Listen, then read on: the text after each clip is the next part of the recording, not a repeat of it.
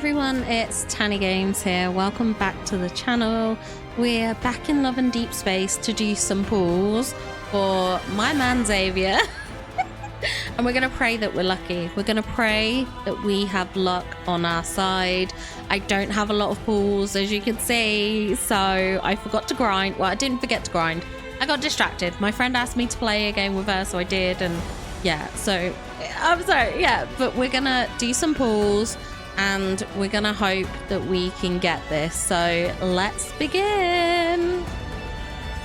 First temple. Oh.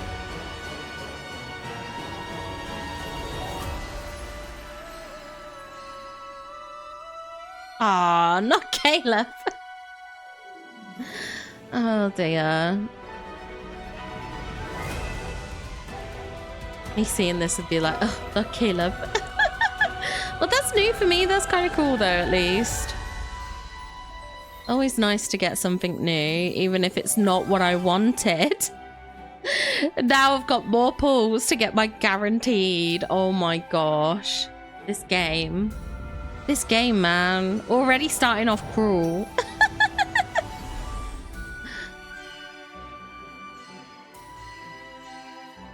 Is this? No, this isn't new. I like to see what I get in case I get any cool new things. Okay.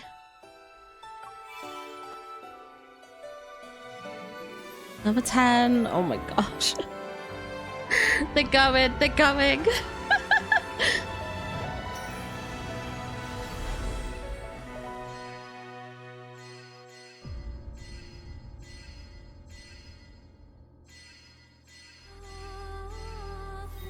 Okay, nothing new again. Next temple.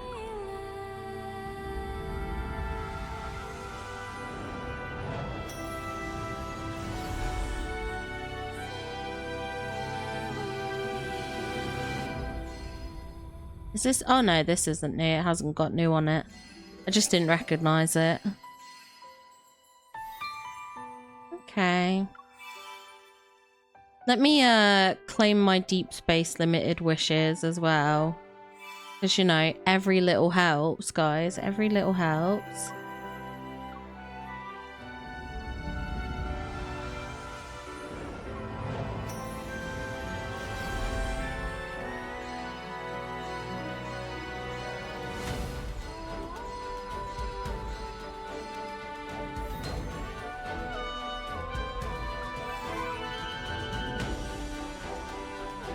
Okay. And the next one, 50 wishes down. Okay, another 10.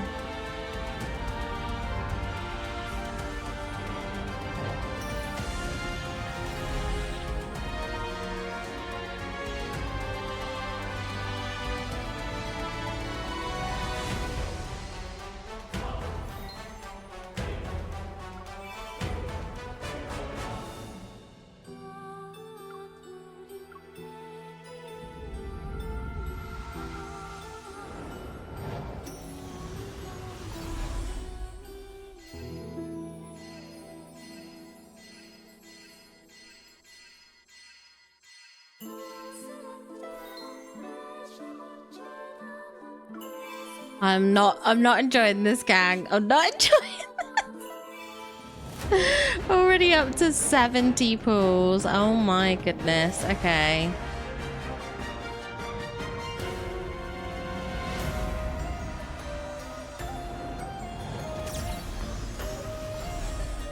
Please, please.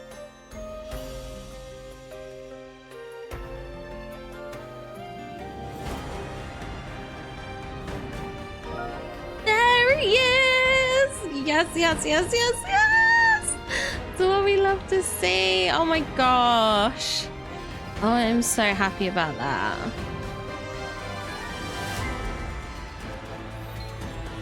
Nice. Okay, I'm so pleased about that. So pleased.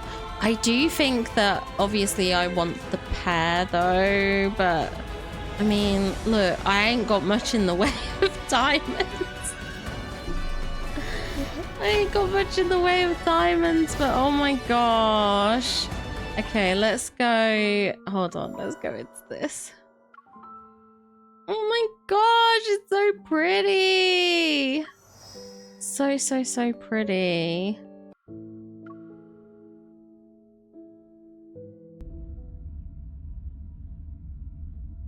It's as if I've been in a long dream.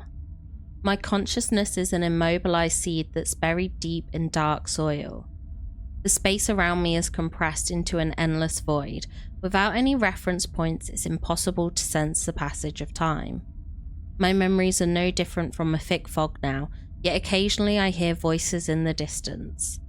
They fluctuate between being near and far.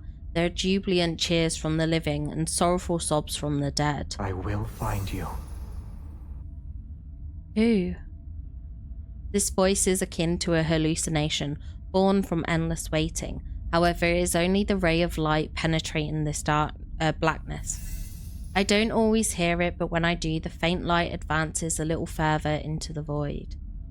In this endless waiting, I sense the heavy darkness. It slowly recedes. And after traveling for what feels like centuries, that light grabs my wrist. Hold tightly. I beg of you, don't let go. Please pull me out of this endless void. Please lead me out of centuries of darkness and solitude.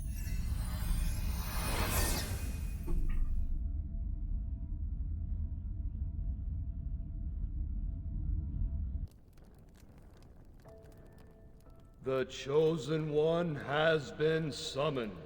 She shall deliver us, Philos' survivors, from the endless darkness. The Chosen One has been summoned. She shall deliver us, Philos' survivors, from the endless darkness. My vision gradually comes into focus, and a shattered dome ceiling materializes.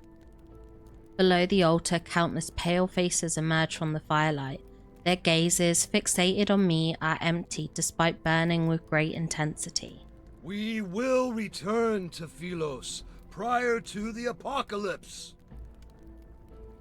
Return to Philos? What are they talking about? Where am I? Bewildered, I lower my head and stare at my hands. My fingertips retain a faint warmth. My wrist is suddenly pulled upward. Wearing white robes, the bishop drags me to the center of the altar with an irresistible force. Excruciating pain pierces my palm. The gem on his scepter is as sharp as a blade and blood falls. Behold, she possesses a vessel of flesh and blood!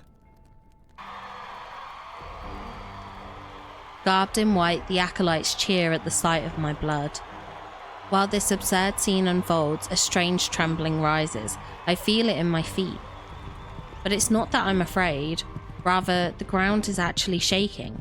Reminiscent of thunder, the sound of horse hooves approaches. From my position on the altar, I can see a figure wearing black armor. The individual smashes the monastery gates to pieces. It's him! The tyrant! The kneeling acolytes lift their heads one by one. They're shocked at the sight of the trembling stone doors. Then the doors break. Amidst flying stone fragments, an arc of black and gold steel cuts the acolyte leader in half. Stop the Mad King at once! The Mad King, oh my gosh. The acolytes shout and cries are silenced by the gleam of his blade as it swung. Unwilling to hesitate any longer, I quickly jump down from the altar, step over the white robe strewn across the floor, and slip into a shadowy hiding place. My lady, you... Be quiet. I'll count to 3 and let go. I suggest you answer all my questions. With his mouth covered, the acolyte nods. However, his expression shows excitement instead of fear. Who am I? You are the Chosen One from Philos. The Cinder's waters washed you ashore. For a long time, we were waiting for you to awaken. Who are you? We are acolytes who belong to the Order of Babel. We reside in the most scholarly, sacred monastery in Cindersfeld. The Order of Babel? Cinders fell? You are here to help us to return to Philos. Who is he? Do you know the man who charged into this place? He is the sinner who destroyed Philos. A sinner? My memories are hazy, my mind clouded. I can't remember anything about myself. They keep calling me the Chosen One, but how can a person's name and identity be reduced to a cold, impersonal title? I barely made it out of that darkness alive. I'm not going to die here. How do I leave? The acolyte holds my hands with an iron grip. His voice is tinged with childlike fanaticism. You're awake. Why should we leave? You shall save us all. You're mistaken. I can't save anyone. The whistle of the sword's edge was getting closer and closer, yet the acolyte stood frozen like a statue. Damn it, what are you waiting for? We need to run. He's not the only one. The other acolytes have also fallen to their knees to worship something. Their singing grows more fervent with each verse. The acolyte staggers back and crashes into the brazier behind him. The flames leap and engulf his white robe. His body dissolves into swirling dust. These people, all of them are... I whip my head around to look at their devout expressions. Under the light, none of them cast a shadow. These acolytes and the old man who cut my palm earlier, they're revenants. The Cinders Fell they spoke of truly is a place inhabited only by the dead. Xavier, relinquish that sword which is bathed in the blood of your brethren. If you do, I shall forgive your slaughter and absolve you of your sins. Sins? What crimes did I commit to become a sinner? Is teaching the dead to cease their incessant chatter a crime? You... I take a deep breath, force myself to calm down and hide in the shadows. An assassin sought death at the castle. Was it your doing? They always waste their last breath singing the hymns you taught them. It is very annoying.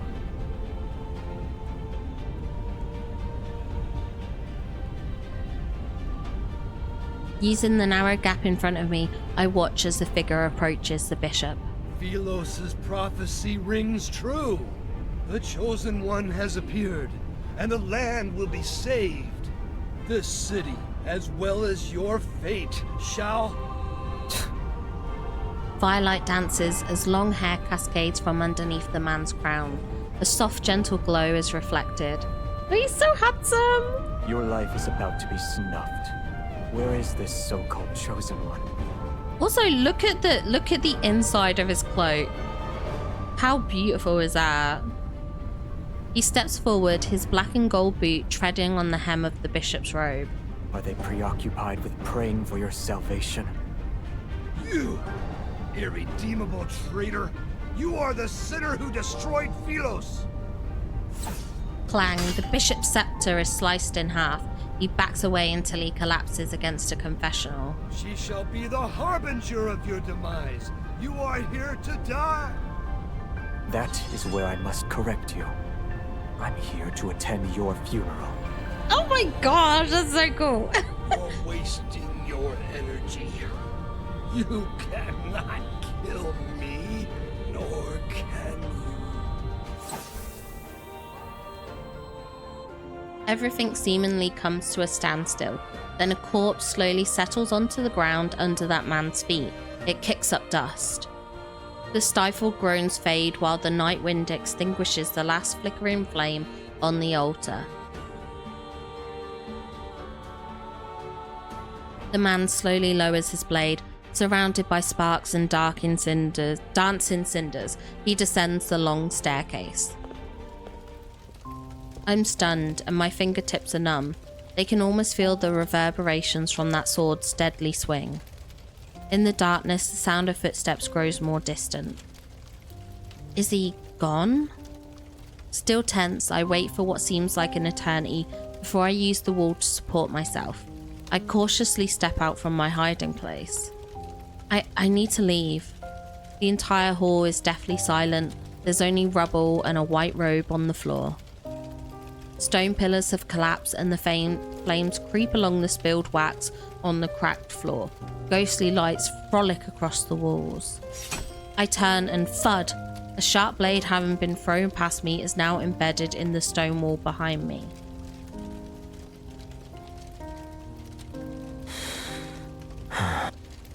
The night breeze plays with his long hair, but he doesn't move. He stares at me for a long, long time. Part of me feels as if we're not meeting for the first time. I could almost believe we are reuniting after being separated for years. However, this illusion is shattered by his next move.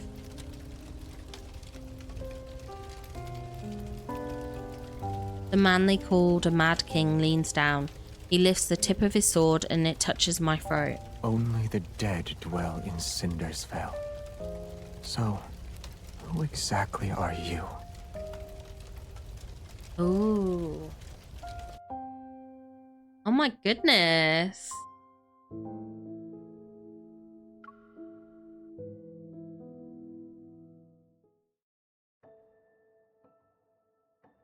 A tale circulates every corner of Cindersvale. There was once a glorious kingdom called Philos. It fell during a catastrophic war. Everything perished and a void swallowed the land. Death's shadow swept through every nook and cranny. Yet, if one could find the tree of life that connects life and death, they shall be reborn. They'll be able to embark on a journey home. And the one who will be their guide and light the path is the chosen one of Philos.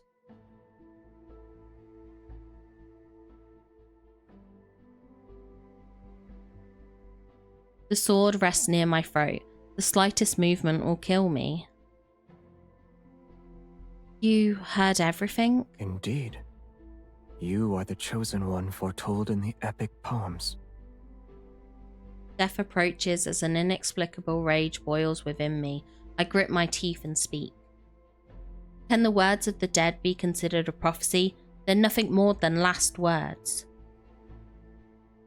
You want to kill me because I was crowned with the title of the Chosen One? He doesn't respond as he studies my expression. He reminds me of a hunter examining the desperate state of his prey in its final moments. Release me. Although taking one's life is easy, it's also boring. Many revenants have already fallen. You still need more playthings? They must pay the price for pursuing eternity. And as luck would have it, you've caught my interest. Cindersvale can only be inhabited by the dead. You are alive. I have no idea how I even arrived here. All of my memories remain trapped in those centuries enshrouded in darkness. They're akin to seeds buried underground. If you wish to slay me, then do it. I'll be able to join their ranks as a rever. Gambling with your life isn't how you properly threaten someone. Let's not forget, a death wish is an easy request to fulfill. And that this blade can only cut down the dead. No wonder people hate him with a burning intensity. To be hunted, even in their semblance of an afterlife, saps away their chance of happiness. In any case, I have no intention of killing you. Truly? The wound on my palm reopened during our struggle. Blood trickles down my wrist. He pauses and furrows his brow as he stares at my wound. Then he pulls my hand to be right in front of his eyes. Is he like those fanatical acolytes? Has he not seen a person bleed in eons? He tears a piece of cloth from the hem of my skirt. With his gaze lowered, he wraps the makeshift bandage around my palm. What is he trying to do? Is this how you make people submit? You threaten them with the sword before offering bait? Don't move. I only stopped the bleeding. Your wound hasn't healed. Answer me first. Ah!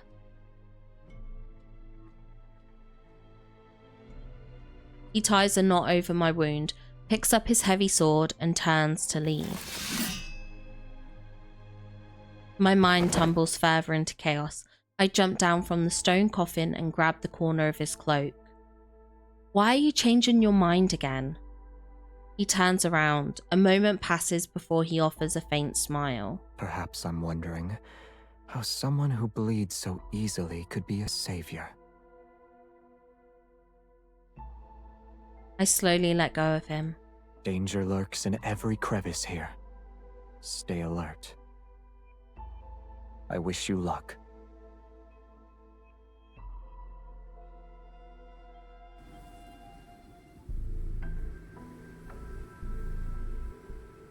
The sky darkens as moonlight disappears in the canopy of trees. The thick, tangled branches obscure the paths ahead, but the scenery remains vivid in my memory. No matter where you are in Philos, you need only look up at the imposing, gloomy castle. In its opulence, it stands with solitary majesty. The moon is bright here. I was looking at a moon like this when I died. How was I slain? I can't remember. It could have happened on the battlefield. Or those monsters that bite people. When he rode past us on that horse, he splashed mud all over. Yes, he has this deathly, murderous air around him. And it was so terrible. Looking toward the source of the voices, I see 3 revenants hanging from withered tree branches. They sway in the wind with their chatter. Who was the horseman? Can you tell me anything about him? The sinner of Philos. The tyrant who betrayed his own people. He is the scoundrel who stopped us from returning to the land of light and eternity. Defeat him and take his head. Everyone hates his very existence. Unsteady, the ropes sway. The one belonging to the last revenant snaps because of how agitated he was. The corpse plunges into the swamp below. It's getting dark, and the fog is coming. You'd better find a place to take shelter. This world still feels unfamiliar to me. He's not wrong. My highest priority at the moment is finding a safe location. Where can I find such a place? The city at the foot of the mountain, of course. It's the liveliest place in the area. The echoes of the royal capital still linger there. You must navigate through the forest, the swampland, and the remnants of a battlefield. Remember to gaze at the moon. Once you reach the ferry's dock, you can cross the river. Take a silver coin with you. The old ferryman has a nasty temper. If you're not careful, he'll kick you into the river. I look into the distance. At the westernmost edge of this land of exiles, the monastery sits in a secluded corner on the highlands. It's far away from where the Mad King resides. To reach Cindersfell, I need to traverse the forest and fog at the base of the mountain.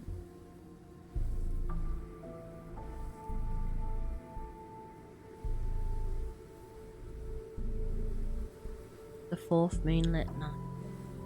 The fog thickens and envelops the forest as daylight dims. Everything around me becomes a hazy blur. A broken bridge and another end of the road. In the place of a crescent moon is one that wanes. Its reflection dances across the murky water's surface like countless spectral figures. Everything that falls into the water sinks without a trace, except for the moon's reflection. I mark a tree branch to trace my path. Then I turn around and continue my trek. In a forest clearing, knights with pikes and silver armor sit around a fire. There are knights in a place like this? They aren't moving, and their lifeless eyes gaze up at the moon in the sky. May Philos prosper under eternity's divine gaze. May Philos prosper under eternity's divine gaze. Silence. Do you hear that? Footsteps approach us from the southwest. Only the living can make that sound. Is the Mad King here? All the knights suddenly turn their head toward me, and the fire illuminates their faces, which are paler than their silver armor. The Mad King has not graced us with his presence. However, she carries his essence. Outsider, have you pledged your loyalty to eternity itself? What? She has no answer. She's a traitor to eternity! The suits of armor collapse as the skeletal remains within them begin to glow with an eerie blue light. Leaping orange flames surround them. Cold blaze slice the air as howling winds erupt around them. Before I can react, they charge toward me. These knights in silver armor are revenants.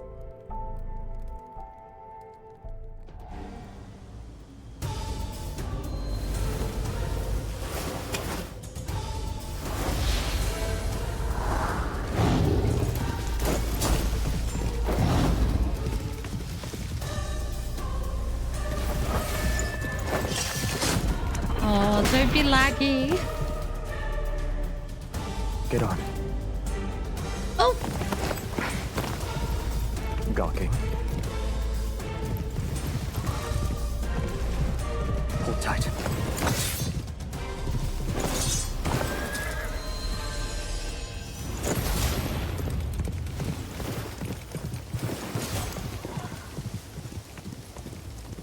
Oh my gosh, he saved us.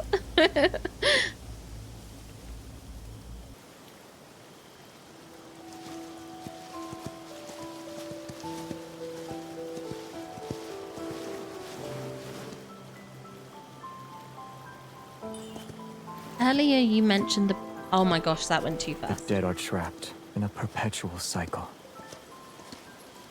Only painful deaths await them. Leave while you still can, or you'll meet the same fate.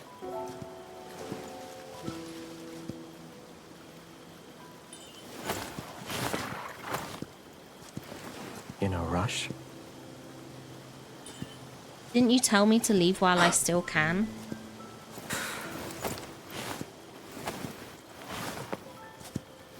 I said leave, not die.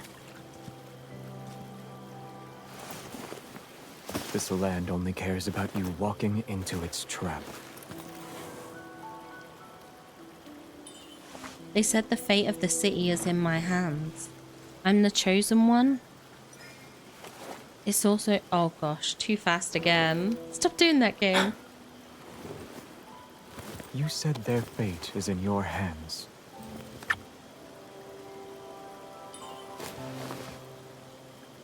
However, you're still in my hands. Oh my gosh. Is this form of etiquette sufficiently respectful toward the chosen one? Oh my gosh, I'm blushing so much.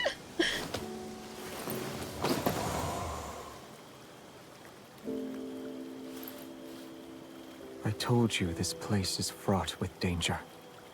You need to be cautious. Put me down.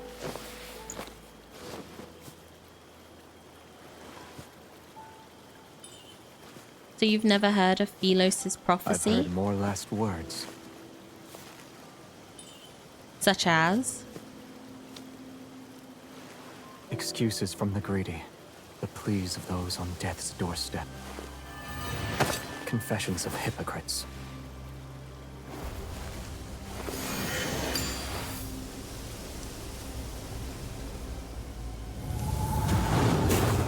Oh my gosh. That jump scared me. They are but vanquished foes.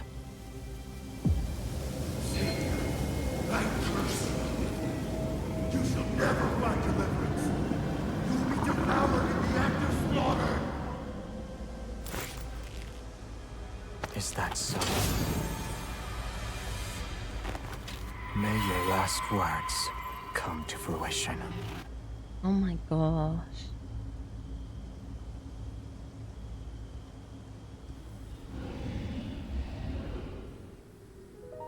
With wails and curses, the last of the revenants falls to his blade.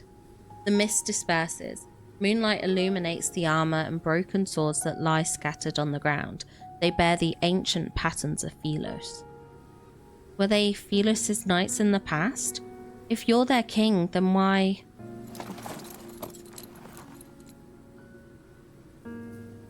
I turn around as I speak. The man suddenly loses his balance and falls toward me. The tip of a crimson sword is protruding from his left shoulder. Blood flows from his wound and a faint black mist swirls around it. Is this from the revenants? You'll be devoured in the act of slaughter? His hands, covered in an iron gauntlet, grabs my wrist. I'm trapped between him and the tree stump behind me. I can't move. Are you alright? When were you injured? He struggles to keep his eyes open, and although his gaze is slightly unfocused, his voice remains cold. Help me. I need to go over there. I would have done that even if you didn't give out an order.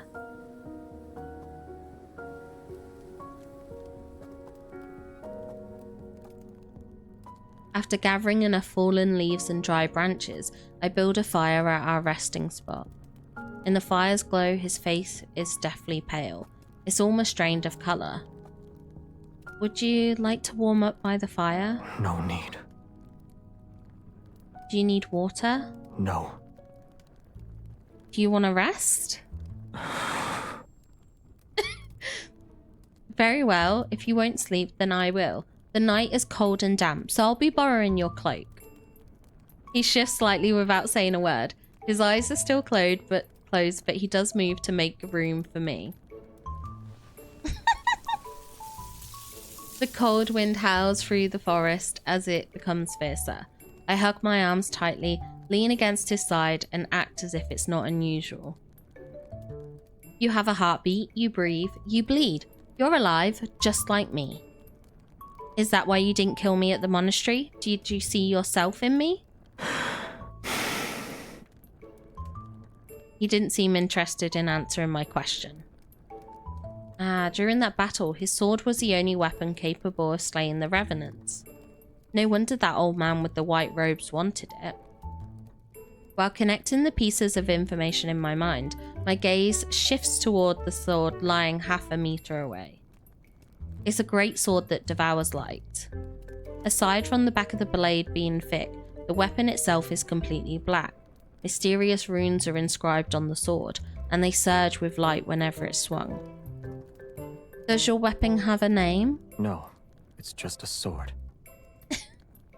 Then your horse's name is Horse?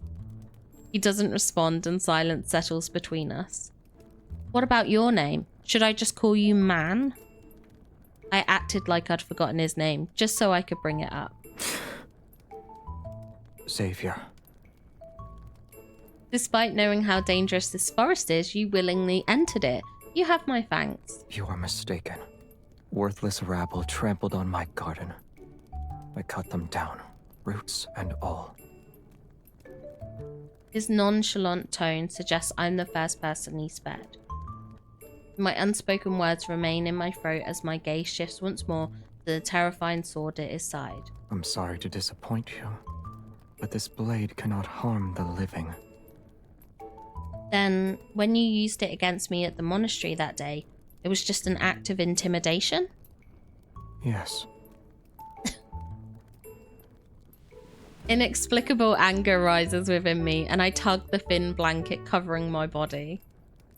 The fabric in my hand feels unexpectedly heavy, and only then do I realize it's actually his cloak. Just as I'm about to let go, he slightly leans toward me. The edge of the fabric touches my fingers and carries an unexpected warmth. He's so cute.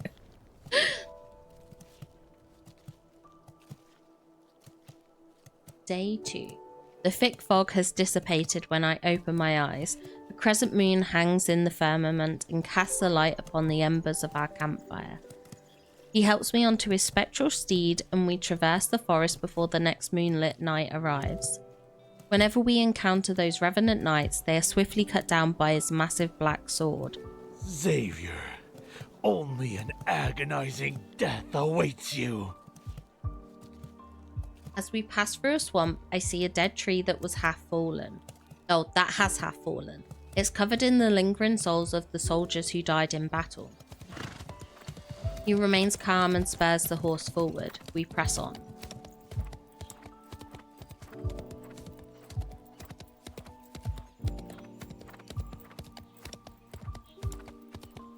Oh, he's so cute.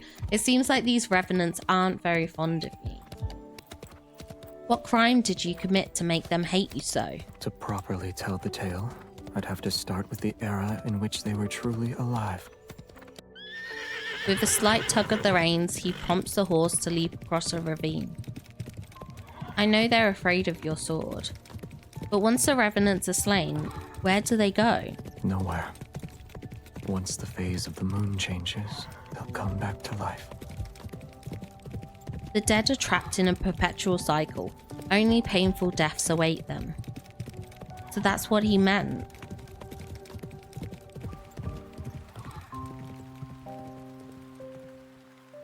After an unknowable amount of time passes, rain falls from the sky. The remnants of an ancient battlefield emerge on the distant horizon. Collapsed stone tombs and accompany overturned coffins. Rusty swords, broken spears, and worn helmets are scattered about. The rain washes away the dirt from the tombstones to reveal the text carved into them. In a chaotic era, kingdoms fall like shooting stars. The Order of Light Seekers fought until they breathed their last breath. Countless blood-soaked battles fought with unwavering courage. Their tales live on in song, their heroic deeds forever engraved in our hearts. In the year of the Philos calendar, the kingdom fell. The royal capital was destroyed and the royal bloodline was extinguished. The knights are exalted, honourable guardians. They now rest in the silence of a long night. On the day the Order ceased to exist, their names shall be carved into these historical monuments under eternity's divine gaze. Like the stars, they are distant but never cease to shine. What are you looking at?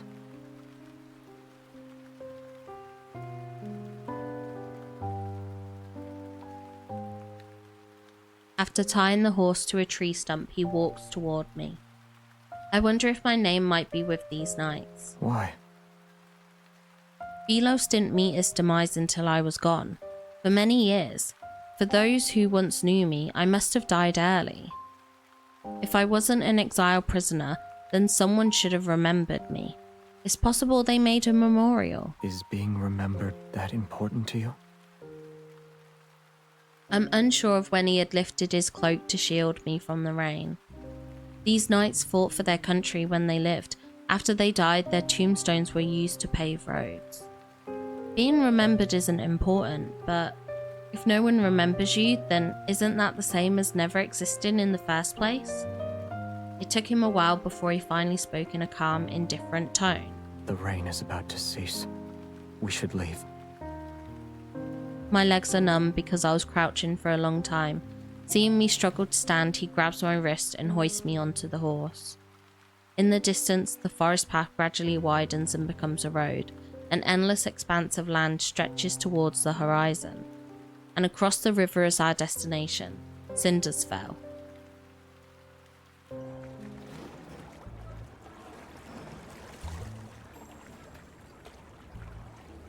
Our journey, less than pleasant all things considered, finally ends as the crescent moon disappears. A new moon rises. The ferry crossing is enshrouded in a grey mist. When we arrive, the riverside is already crowded with revenants who want to cross.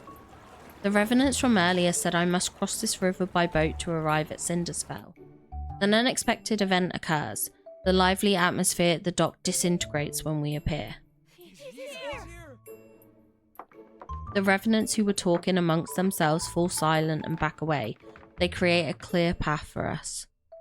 Accustomed to the situation and unfazed, I pull out a silver coin I had found in an abandoned tomb. It'll pay for the fare. Xavier remains in the same spot. It's then that I realise he doesn't have a coin. 1 coin per person. No exceptions and no credit. I can take care of any revenants that try to cross without paying. Your presence alone is bad for my business. I'm not even sure I want to let you board. So, are you crossing the river or not? He gives me an expressionless glance before silently shaking his head. Wait, I'll pay for him. The ferryman's expression changes subtly as his gaze lingers on me.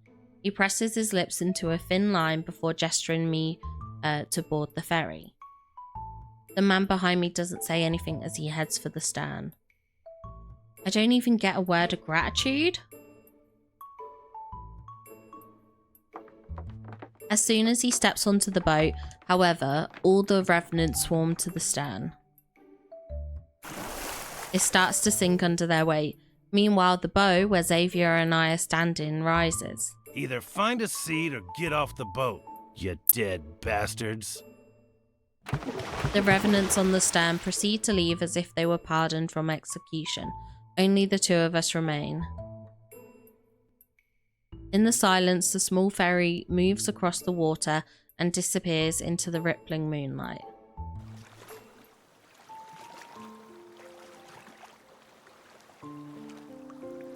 I look at Xavier as he rests. He has folded his arms and his eyes are closed. You owe me half your life and now you owe me a coin. Wouldn't you say I ought to be paid? You want to use my debts against me. I'm not asking for everlasting gratitude. I only want you to pay your dues. I clear my throat to deliver the words I've prepared. I want your weapon, the sword that makes the revenants cower in fear.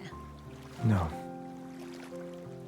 I can sense his resolve in that answer, but I expected as much. Since my first request was rejected, the chances of the second one being accepted are higher. If I can't have his weapon, I still need shelter if I am to survive. But living with an unpredictable individual is risky. If you cannot decide before we disembark, there will be no payment. I won't allow it. Since you live in the castle on the other side, I'll meet you there when I think of my payment. He neither refuses nor accepts. It's as if he can see my innermost thoughts. Without a bond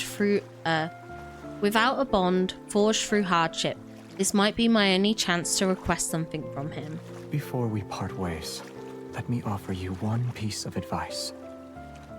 If you want to survive here, don't offer your kindness so easily. He closes his eyes and he refuses to respond no matter what I do.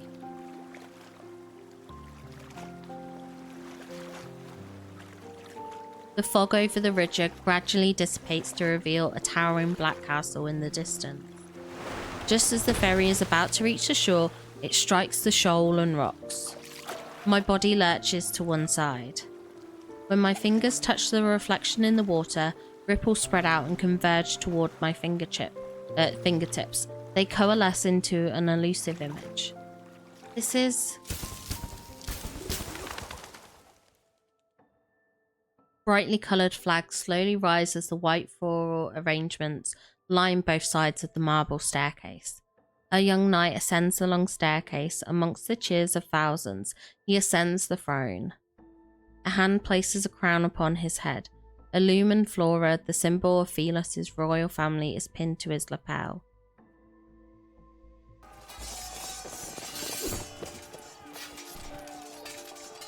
The illusion shifts to reveal an entirely different scene. Fortifications crumble, ruins cover the land. The royal capital, once peaceful, has become a battlefield shrouded in war smoke. The rebel army storms the capital. They force the young king to take his own life. Yet their swords are melted into liquid steel in the furnace and cast onto the throne itself. Peace is restored to the kingdom a century later. There are no more casualties from the war for hundreds of years, yet people have come to despise this monarch. The knight, once adored by thousands, is now reviled. He is nothing more than a mad king. The boat is docked. You should get off now. Oh my gosh. The voice pulls my thoughts back to reality. I raise my head and notice the space beside me is empty. Did I see his past? Shock washes over me, and in the darkest hours of the night, scattered lights illuminate a ruined city in the distance. The wind rustles the grass as his figure quickly vanishes into the darkness. Oh my gosh.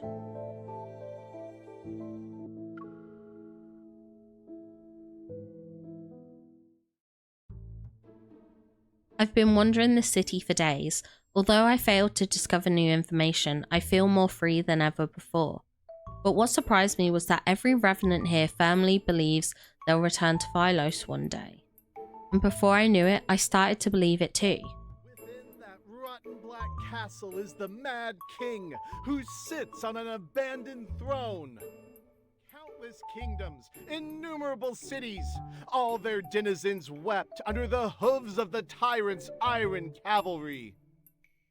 At the square in the busiest part of the city, many revenants have gathered.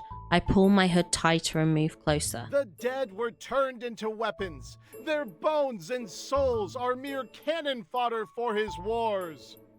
When he confronted the Order of Babel, many of our brethren were reduced to ashes by his hand. In the center of the crowd stands a revenant in white robes, passionately denouncing the Mad King's crimes. He's dressed as an acolyte from the Order of Babel. He looks familiar. Is he the acolyte who escaped that day? Will we come back to life next month? Unhand me! No more dissenting voices rise from the crowd. The revenant acolyte surveys the gathering before speaking with satisfaction. But we have received good tidings. The Chosen One, who shall deliver us, has answered our call. She's already here. Anticipation ripples through the revenants, and some lower their heads to whisper a devout prayer. Most fix their intense gazes on the acolyte. They eagerly await his next words.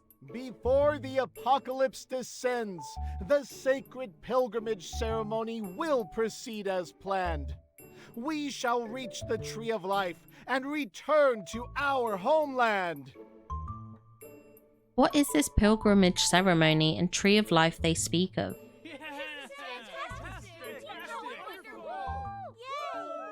Where's the Chosen One? The Chosen One. The Chosen One is... A sense of foreboding stirs within me. I turn to leave as I hear excited shouts behind me. Over there! The Revenant acolyte points at me, and so every Revenant's gaze falls on me. She is the Chosen One. Our prayers have summoned her. Acting as if they've seen a goddess, the Revenants run toward me. Fervent cries resound. Countless hands reach out and cut off my escape route. Jubilant, they hoist me above their heads. Wait, release me at once!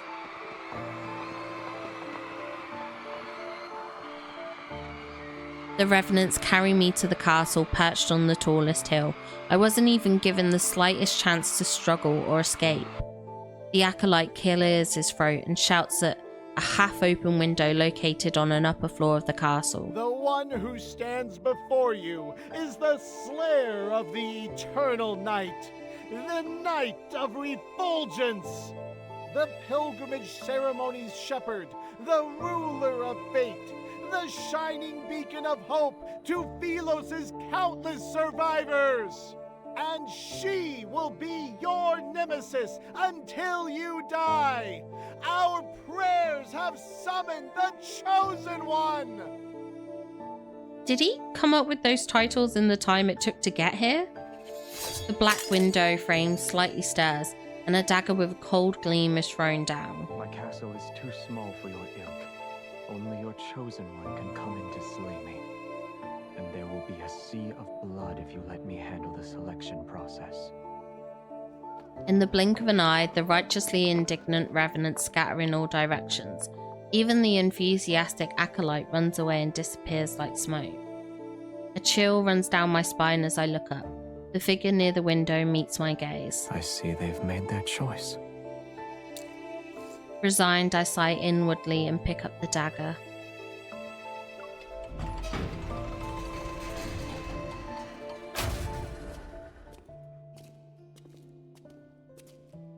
In the vast empty hall with a tiled floor, only the sounds of footsteps echo. The candle's flames sway from wrought iron chandeliers. Light and shadow interweave like spider webs across the cold stone walls. It's been a long time.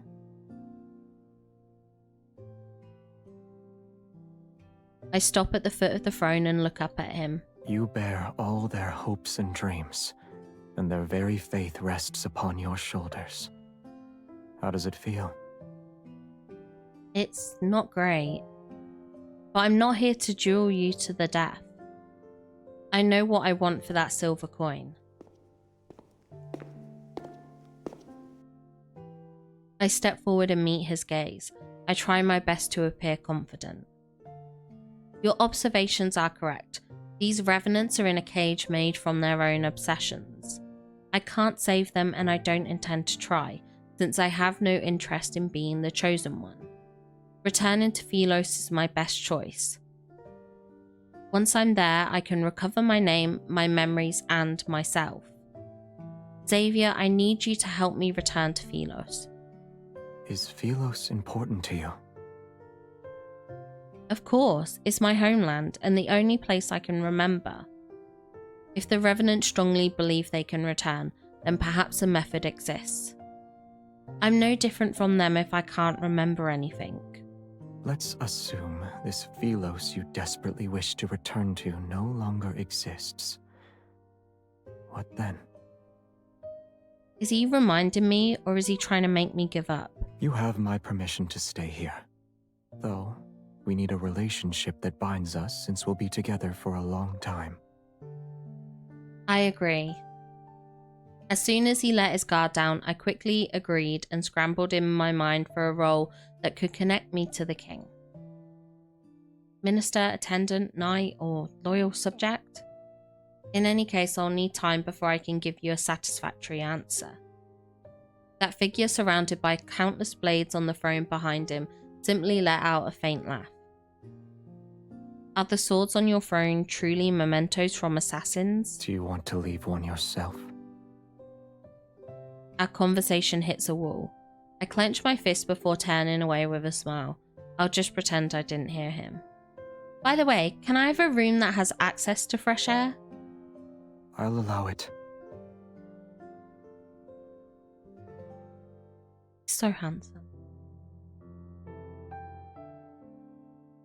After I entered the castle, the underground gambling den began taking bets on how the chosen one would die. Getting thrown into a forest with evil phantoms only to be devoured, sinking to the bottom of the cinders, or dying because of his massive blade. These 3 deaths are ranked with different odds, but they're at the top of the list. No one believes the Mad King will let me live. If the chosen one dies, then it means they weren't the real one. So they'll wait for another. However, if the chosen one survives and escapes from their enemy, that means the revenants from the land of exiles cheer. Their dreadful suffering will finally come to an end.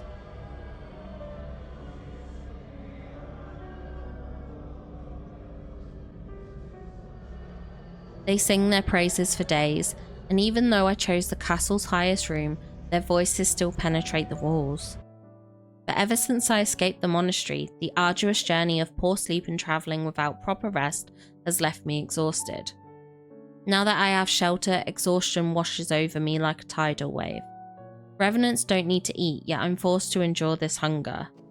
That night, I carry a little candle and slowly make my way down the winding stone staircase to reach the kitchen. He rarely eats. What a frightening person. I conduct a thorough search only to find roots and mushrooms. What are you doing?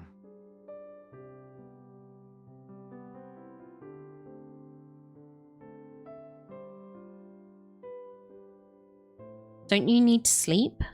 I heard music, so I decided to investigate. What instrument is that? The sound is unique. What's up, Belly? It's the wailing of a hungry ghost.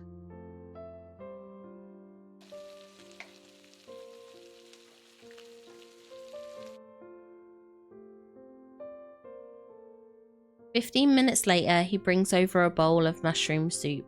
It's brightly coloured. This is all I have.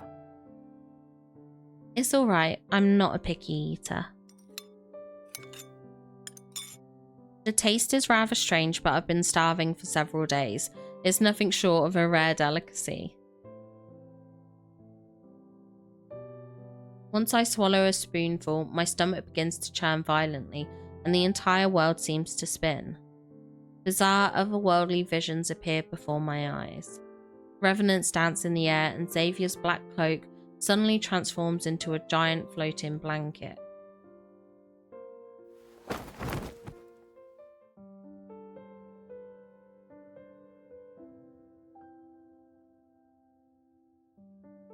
In this dream, I saw Phylos again.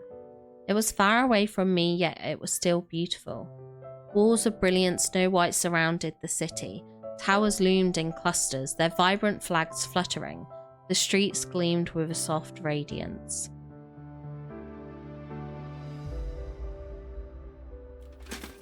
A procession of silvery white knights slowly navigates through the streets. Covered in flowers, they head to the ancient royal capital. The knight who's leading them is surrounded by people. It's impossible to see his face clearly. He carries a certain air, although he has returned from his journey. His presence is strangely familiar. All of you can go on ahead. I'll join you once I've seen her.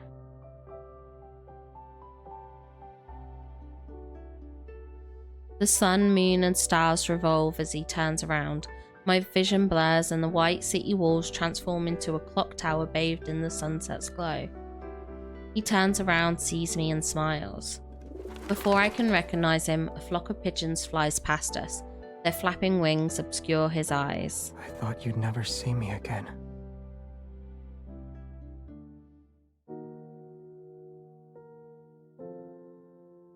I open my eyes and feel like I was in a very long dream. I see the hem of a black garment as it casts a graceful arc under the candlelight.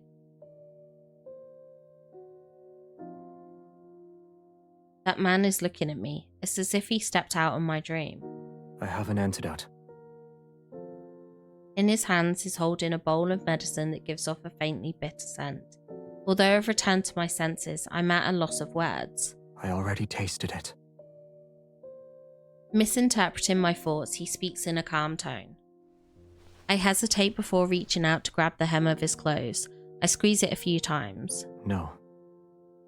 No, I'm not a hallucination that appeared because you were poisoned.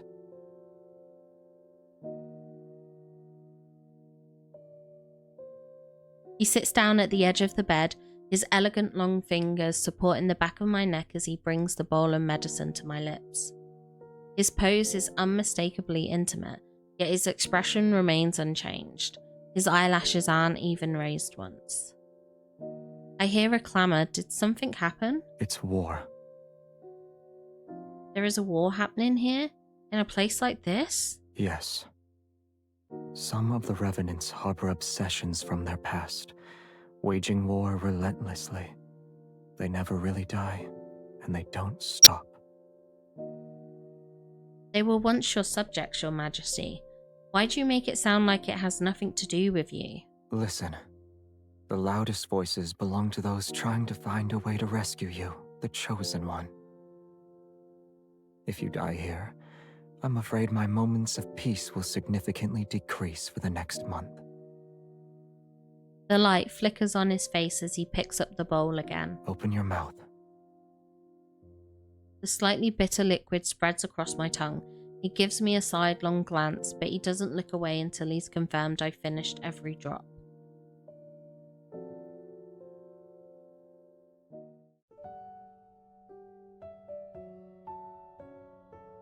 During the days I've been bedridden, outlandish rumours have spread throughout the city. The Mad Kim has become the Chosen One's servant, the Chosen One risked her life, the Chosen One has made a great sacrifice. They've misunderstood my actions from when I picked up a dagger and stormed into the castle. The Revenants are so moved by this supposed heroism that they gather at the riverside below the castle every night to sing their praises. When he gets annoyed by their wailing cacophony, he occasionally heads out with his sword in hand. He returns quickly and their voices disappear. I'm unsure of what happened outside, however the shouting isn't as frequent as it was before for the past few days. Since then, finding a way to return to Phylos becomes my only goal. The Cinders is not a single river, it's connected to numerous tributaries of various sizes. They intertwine like a tree's root system and extend in all directions. Some of these tributaries flow into gloomy swamps or plunge into bottomless ravines. Others lead to lairs with revenant knights. Yet no matter where I look, I'm unable to locate the Tree of Life from Philosian myths.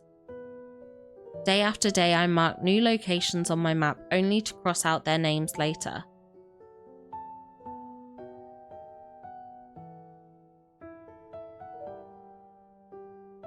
Exhausted, I climb down the castle wall. The moon has already reached its zenith. A figure is in the garden behind the castle. His hair reflects a faint luster under the moonlight. Is that Xavier? His interests have changed as of late. Instead of killing others, he grows flowers. Yet not even a fraction of light touches Cindersfell, and only lumen flora grow here. The flower he tends to is one I haven't seen before.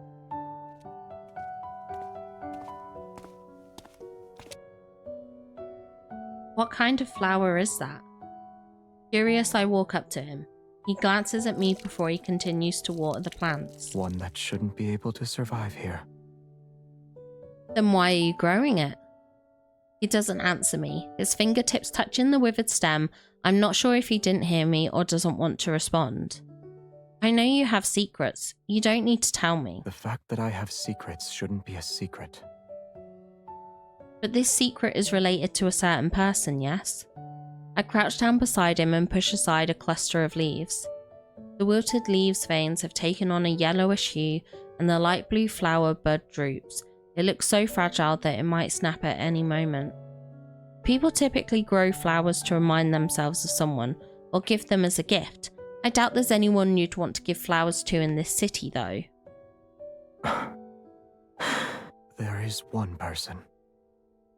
Who? He sets the watering can aside, turns to face me and looks into my eyes. We'll talk about it when the flower blooms. I don't know if it will ever blossom. However, I do know that someone who promised to help me hasn't kept his word. He nods thoughtfully. You created a map of the entire city. Then you walked along the tributaries large and small. You've done good deeds all the while. Tales related to your acts of kindness have spread throughout the land. I was collecting information. Wait, how do you know about all of this? You rarely leave the castle. Would you say these methods of yours are effective? I'm quiet, then I shake my head. None of them are the correct method to return to Philos. What a pity. He's always like this. He dismisses my words with a few of his own. Well, we'll set that aside for now. About that relationship you mentioned before, I've made up my mind. I'll be... I'm so tempted to say queen. I'm so tempted to do it. I'm doing it. I love this man. My identity is known far and wide. I've also earned a bit of respect. Why don't you step back and let me be the actual ruler of Cindersfell? A queen, in other words. That way you won't be bothered by outside affairs. It doesn't matter you if you want to plant flowers, kill revenants, or live a quiet life. To put it simply, I want to be someone who's important to you. Perhaps worried about losing a stable source of food, I made a vow with the utmost sincerity. I don't know what his thoughts are, however. What do you mean by important? Let's say you're the only one that matters in my life. Huh. So you want to protect me? As if he couldn't hear me clearly, he crosses his arms and takes another step toward me. He's pretending he made a humble inquiry. I doubt you need my protection when you wield a sword like that. But when those revenants attack again, I'll be by your side. He actually laughed. I can hardly believe my eyes. I can help you figure out a method. On the other hand, you need to find a way to make a flower bloom. Are you sure it can still be saved?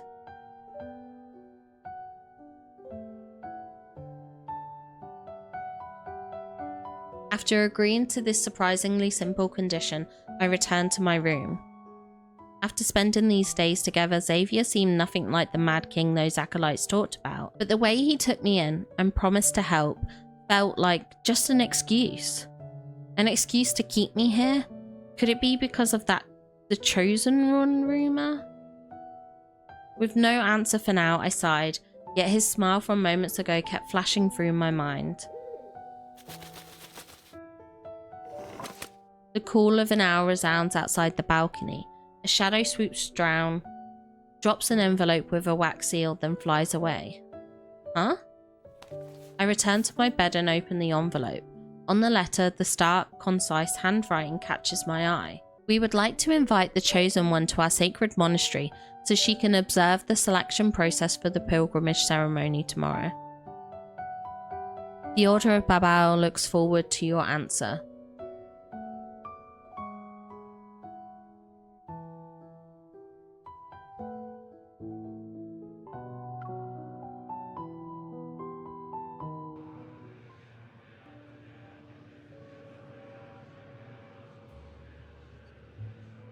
Each month, the monastery selects individuals to sail along the endless cinders. This is known as the pilgrimage ceremony. The revenants believe that travelling along the cinders, one can find the tree of life that connects Cindersfell to Philos. Once more, I find myself at the monastery. Everything has been transformed. The dilapidated altar and crumbling walls have been restored by the revenants. They're functional now. The acolytes' soft chanting echoes throughout the building. They carry an ineffable reverence. I pass through the noisy entrance hall and enter the courtyard. It seems the bishop has been waiting for me. You said the apocalypse is only a matter of time, and I'm the key to saving this world. Even though I know these revenants cannot truly perish, I still feel a strange sense of unease upon seeing the bishop again. If there's going to be a world-ending flood, you should be building dams. And if war is about to break out, you should be mobilizing armies. Those are more productive options than pining your hopes on me, your so-called chosen one. Sorry, I think I meant to say pinning. Sensing the doubt in my words, he responds with a slight smile. You think I've spouted lies to control the revenants, is that right? Why do they believe in me? Since ancient times, Philos was given a divine prophecy about its creation. At the world's end, the Chosen One will lead countless souls to be reborn, taking on a vessel of flesh and blood. Your very existence is proof of this. Myths are just myths. They're stories invented by the humans who lived years ago. You are correct. However, Philos has truly been destroyed. You have the freedom to choose your path. We shall not force you to bear the responsibility of being the Chosen One. We are incapable of forcing you, in fact. But the pilgrimage ceremony shall be carried out as planned. It will be held during the next full moon. He smiles before removing the key around his neck. He places it in the palm of my hand. Memories prove one's existence. Yet those who died here are trapped. They can never create new memories. If you cannot understand our faith, then I implore you to visit the underground library and see for yourself. For several days, I immersed myself in the sea of books. Although I found no records related to the pilgrimage ceremony, I learned what happened to Philos during my absence. In the beginning, the energy needed to extend the planet's lifespan was almost depleted. Beasts called Wanderers grew increasingly violent and occupied most of the planet. Even an immortal planet, sustained with energy, would fail to escape the fate of decline. After 200 years of silence, a young woman with not a drop of royal blood ascended the throne. Under her rule, Philos reclaimed its former glory for a time. This period would later be called the Morn Era. However, historical records about her are scarce. They've only managed to preserve the magnificent spectacle of her coronation. Her life and fate were seemingly erased by an invisible hand. There is nothing but a blank void. The situation in Philos grew increasingly dire as time passed. The royal family and citizens were split into several factions. Their constant disputes rendered the monarchy on the brink of collapse. Natural disasters raged while the fires of war burned without end. The flames of chaos swept across the land and destroyed the last vestiges of the old world order. The last monarch of Philos was an undefeated arbiter of judgment, yet he was the tyrant who supposedly led the kingdom to its demise.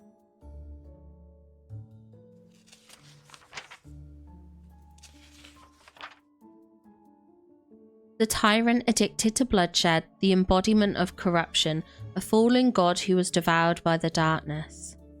This must be Xavier. In every historical record about him, the fall of Philos is almost universally blamed on that king. Yet as I carefully read through the list of crimes, I feel as if he can't be blamed for everything. What part of the text made you stop reading?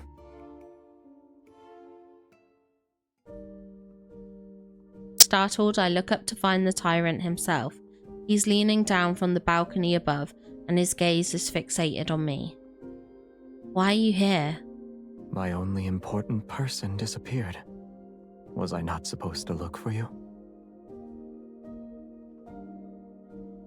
I notice the young acolyte who served as an attendant has dozed off in a corner. Book in hand, I walk over to him. All these meticulously detailed accusations and atrocities, they read more like fantasy than history. He neither confirms nor denies it. He jumps down from the balcony and picks up a book. I can only imagine what expressions the acolytes would have if they saw him walking around as though he owned the monastery. According to this book, the first 200 years of your reign were referred to as the Golden Epoch. It must have been wonderful. Why did... Some matters should remain shrouded in the unknown. If you don't want to tell me, then that's that. I'll assume all these myths about you are true since you won't say anything. I hesitate, but my curiosity eventually gets the best of me. Tightly holding the book, I move closer to him. So what happened to the royal capital of Philos? It was destroyed. What about the holy sword of the goddess? The statue was shattered.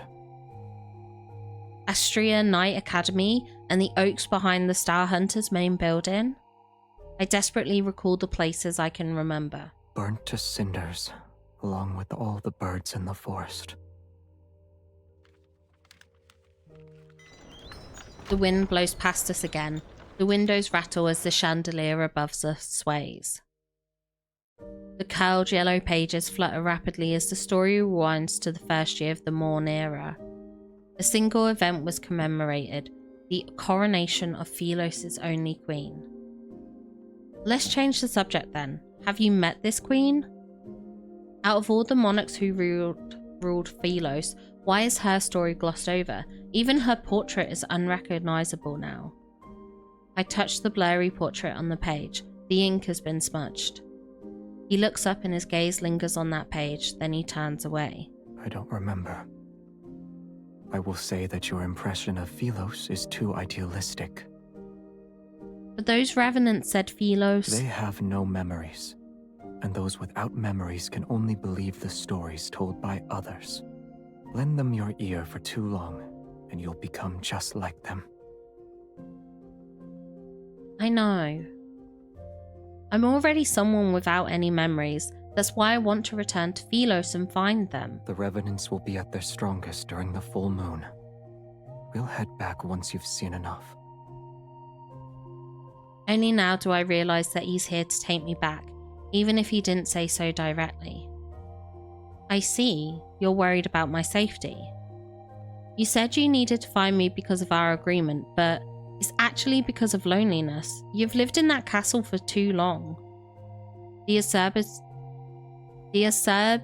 can't even talk. The absurdity of our deal, his awkward expressions of concern. Perchance it's because he's been alone and bored for years. I won't stop you from drawing your own conclusions. Good. I'll do just that, especially when it involves matters that make you uncomfortable. You refuse to speak of them in either case. I narrow my eyes and lean toward him. I push the book he's holding to the side. The city of Revenants has existed for over 100 years. Have you truly been alone all this time? The Revenants exist in groups, and the Acolytes gather together. They pray all day and all night in the monastery. I can hardly imagine what it must be like to live alone for hundreds of years, never aging, never dying. Aren't there any friendly Revenants you can talk to? You want me to become close friends with them? Not all Revenants are disagreeable. You're already prepared then. For what? You'll be their only goddess. And once you're no longer needed, you'll be a sinner they hate. A complex, indescribable emotion wells up inside me. I retort before I can stop myself. You always say they deserve to be trapped in their futile obsession for eternity. How are you and I any different from them? Aren't we also trapped? I'm obsessed with returning. What about you? Obsessions are for the dead. I have none. He turns, his profile etched in moonlight, yet his features are obscured in the shadows. I can't help but feel like nothing matters to him, whether time passes or stops, whether the flower he tends to blooms or not. He's just waiting. For what, I'm not sure. An inexplicable sense of frustration and loss bubbles inside me. Never mind. Don't leave just yet. I found these books for you. He furrows his brow slightly, still he turns and takes the books. Philosian Guide, Caring for Flowers, and How to Identify Edible Mushrooms. That's because he poisoned us with the mushrooms. That's so funny. I'm not sure if flowers can bloom without light, but watering them 3 times a day will definitely kill them.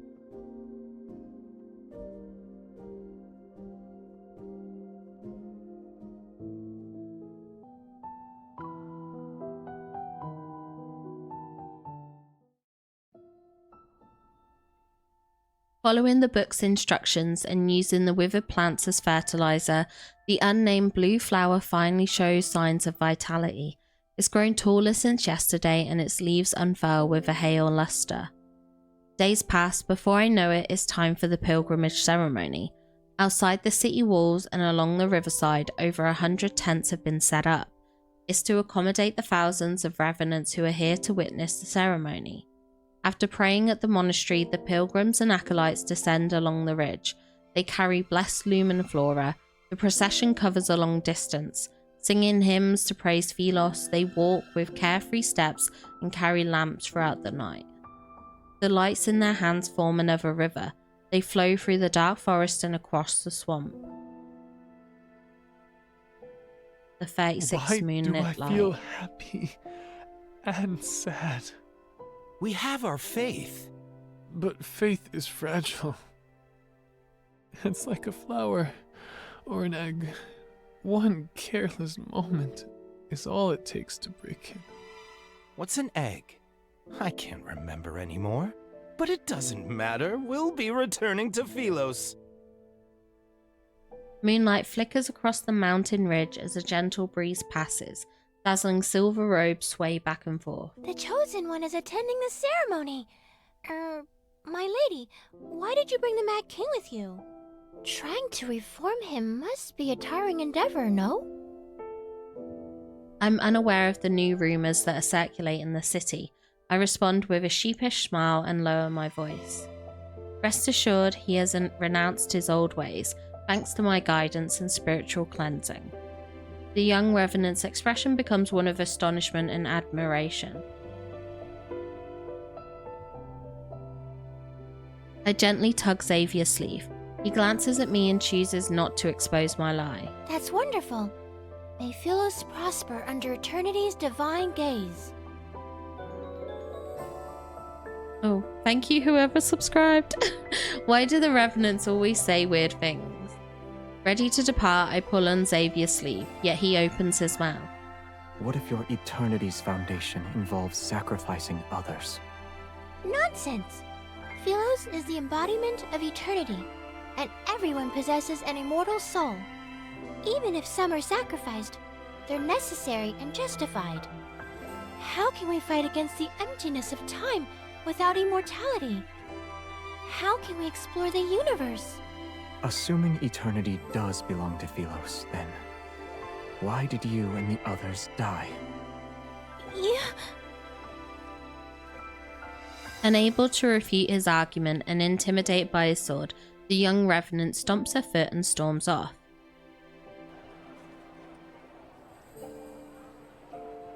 Inside most of the tents set up along the river are statues of Philos' royal family from throughout the ages. They're near the witnesses who are attending the ceremony. Those royal statues are crooked and misshapen, their features indistinct. Maybe it's because most revenants have a poor memory. This one is surprisingly lifelike. Its face is too fierce for my liking, however. I approach it and examine the small wooden figurine placed in the back. For some reason, it has a wooden stake in its chest. The last king of Philos, the man responsible for Philos' downfall. An indescribable emotion stirs. I pull out the wooden stake and place the figurine in the brightest, most prominent position at the center of the statue's base. I walk a bit further and more revenants offer me flowers. Despite my attempts to refuse them, I eventually accept each one. Can you even carry all of these flowers? He furrows his brow but still takes the heavy bundles from me. More revenants gather by the riverside. Their singing is so loud that they almost drown out other sounds. Worried we might get separated, he frees one hand to hold mine as we slowly make our way through the crowd.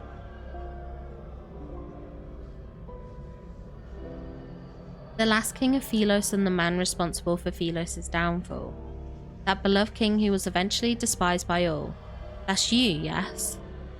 We spent so much time together, his identity is no longer a secret to me. I'm more curious about that queen's story. I want to know what she did. There must be a reason for why everyone is reluctant to speak about her fate. What do you think happened to her? He looks at me. Stories about salvation and sacrifice follow the same pattern. Some perish, others are saved. Some continue living, and others are forgotten. I suppose she didn't accomplish anything, that's why she was forgotten? Pilgrims pass us as they happily sing hymns about their yearning for light. Xavier watches the group heading toward the riverside. He suddenly speaks to me. In the beginning, her statues decorated every street. Some were dissatisfied with her conduct, but most adored her. They believed she would be the chosen one who'd lead Philos to its rebirth. She was the key Philos needed to obtain true eternity. And then? Are you asking what happened? She disappeared. No one knew where she went. For 100 years, the people thought she abandoned them. For the 100 years after that, the people slowly forgot about her. Another 100 years passed. Her portraits were burned, and her statues were destroyed. They became the stones that paved the royal capital's plaza. After the king ascended the throne, normalcy returned. Yet nothing could change this planet's fate. His tone is aloof, yet tinged with scorn. Her sacrifice was nothing more than an insignificant grain in the sands of time. You're suggesting I shouldn't let my compassion push me into becoming the chosen one? I don't want to be that kind of person, though. I don't plan on saving anyone either. What? Do you think I'm being selfish? They're already dead. Even if someone could change everything, that person wouldn't be me. You were destined to fail as the chosen one, the moment you gave them a modicum of pity. Why do I feel as though you don't have faith in me? As we talk, several small revenants who recognize me hurriedly approach. Holding the lumen fairer they picked out, they ask me to help them weave flower crowns. Xavier has an expression that shows he expected this to happen. I sigh and push away the revenants. 1 crown each, form a line.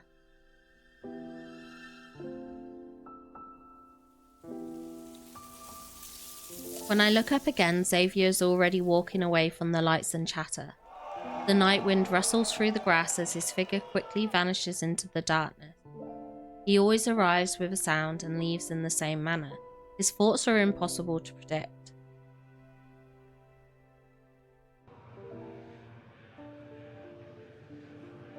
The ferryman and young king stand by the riverside. They stare at the lights and the singing revenants that the night fog has almost consumed. You keep her close. Are you afraid she'll recognize you? Or are you afraid she won't? She won't remember. It won't be long until the apocalypse arrives. After this pilgrimage ceremony, the river might grow again. And it might reach the Tree of Life. Do you want to be a witness to that? Should they find a method to return, they'll see Philos is no longer the place they imagine it to be. As the hymn reaches its climax, the boat carrying the pilgrims reaches the center of the river. Amidst solitude and stillness, he turns to look at the elderly man behind him. Isn't it peaceful when there's no one to ferry? For us who desperately clung to life until the very end, being trapped here is a punishment. Yet sinners should atone for those who died unjustly. Am I mistaken? And her? What will you do when she can't continue? At long last, there is something beyond your expectations. When the time comes, I'll have already made my preparations. Seeing that he doesn't want to discuss it any further, the ferryman sighs and says nothing. Don't you owe me 6 fares now, boy? Your memory is getting worse. It's 7. Centuries have passed. Yet I've never seen anyone pay your fare except for her. Where to? I won't ask for a coin this time. His boots tread across the moss dampened with night dew. He heads towards a bustling area with lights and voices. Nowhere. I'm waiting for someone.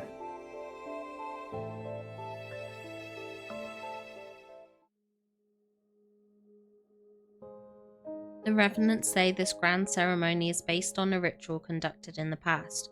It was how the royal family bid farewell to knights before they were sent to battle.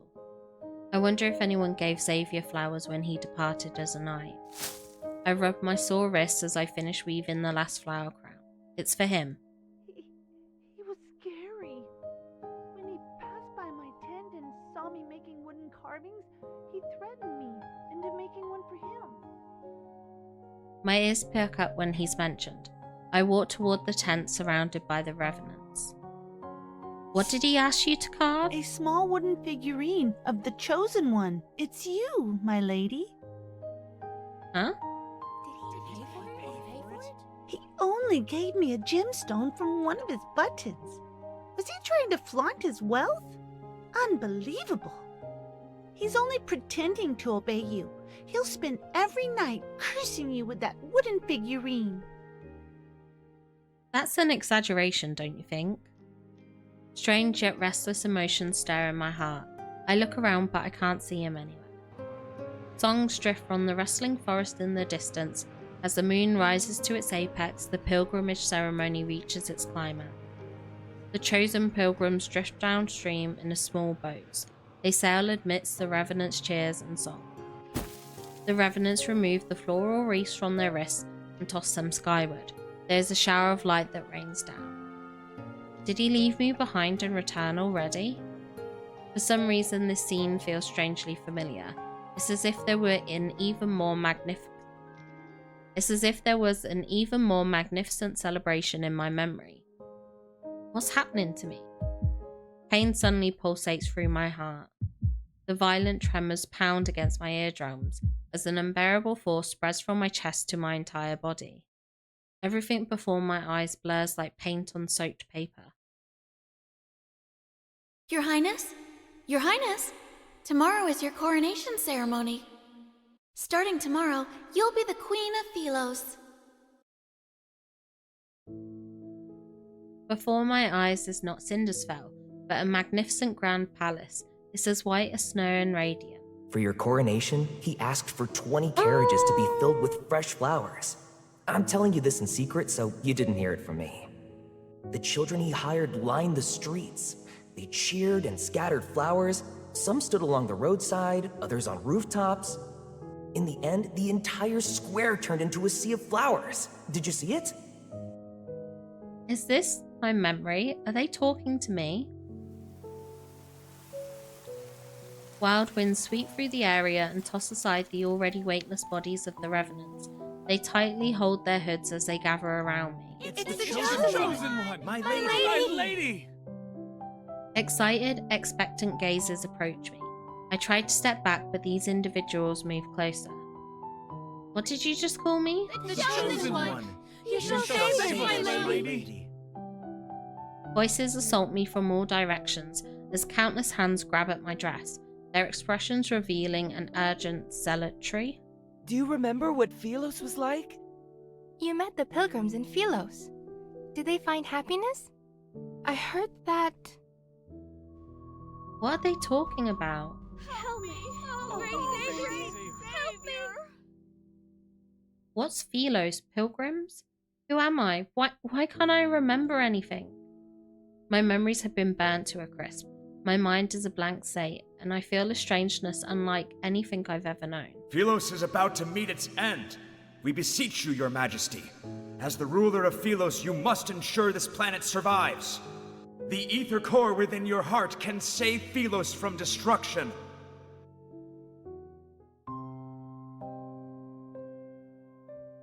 The Chosen One has exerted herself during the pilgrimage ceremony. Leave her be. The crowd parts. When I raise my head, I see an elderly man in white robes standing before me. I don't understand why he's smiling. Wary, I step back. Take her away. After he turns and walks elsewhere, the young acolyte immediately runs toward me. My lady, please return to the monastery with me. Wait! Please don't wander off!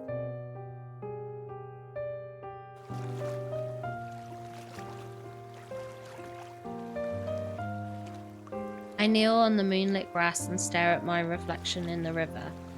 The face reflected in the water is unfamiliar. The clothes I'm wearing are unfamiliar. Even the crown on my head is unfamiliar.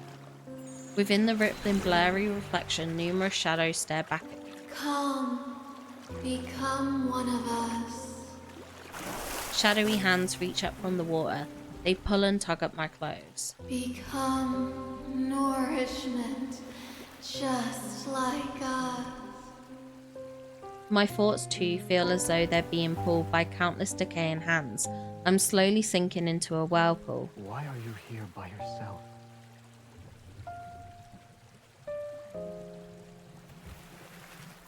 A white figure appears in the depths of the forest. In spite of the darkness, he's cloaked in a soft light. As soon as he raises his head, I freeze. Several seconds pass before I feel the faint flutter in my throat. Why are you just staring at me? Xavier? My memories begin to stir once the first syllable of his name leaves my lips. They slowly flood my mind. This long-lost familiarity seems to transcend time and space. It compels me to run to him and hold him close. But an icy hand from the riverbed tightens its grip. I'm dragged into a bottomless darkness.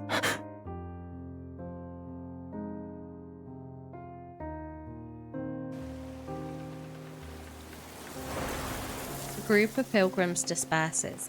Only the lumen flora lies scattered on the ground. Your Excellency, will we be able to return? Worry not. A day when we are welcomed into the light shall arrive. A raging gale churns the river's waters as dark clouds slowly obscure the moonlight along the horizon.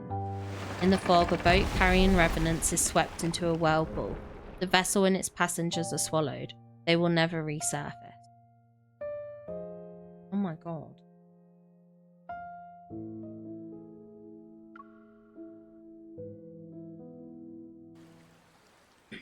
The chorus of voices comes and goes like the ebb and flow of the water.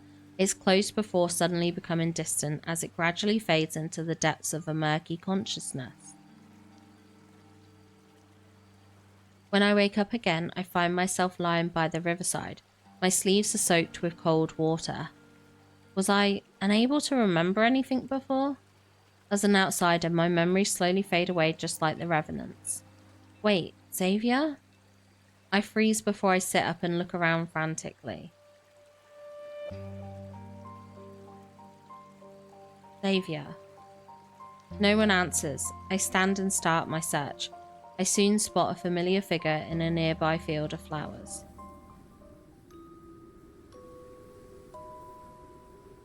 Xavier! I steady my breathing and stand in front of him.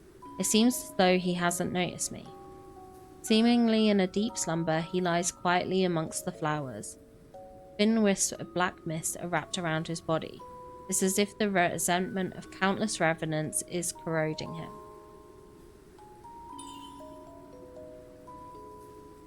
His breathing is stable, his chest rises and falls with every breath.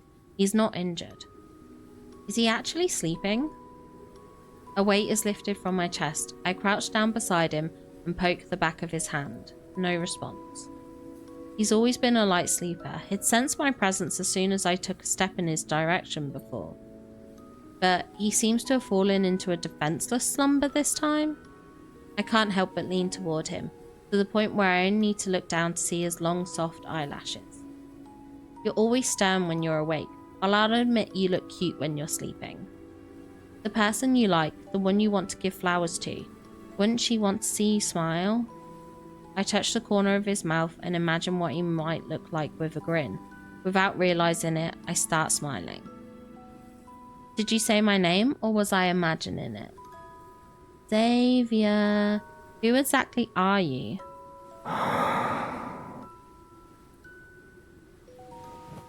Deciding to set aside these unanswerable questions, I lie down beside him and touch his hair. The strands are entwined around my fingers, and I began tying knots one by one for him. Next time you give me a cold look, I'll just think of how you're letting me mess with you right now. As if hearing my words, his brow furrows slightly. Keep sleeping if you're tired.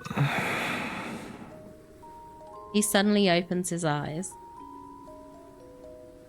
I loosen my grip and the half-braided strands of hair escape from my hand. You... Our gazes meet in the darkness. He doesn't speak, instead opting to stare at me for a long, long time. It lasts for so long that questions appear in my mind. Is he trying to confirm something, or is he waiting for something? You're here. I had an incredibly long dream. I followed my teacher into battle, and then I journeyed through the Starry Sea.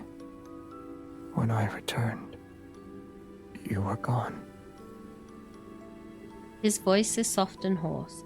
It still carries traces of that dreamlike days. So much happened during those 300 years in your absence. I don't even know where to begin.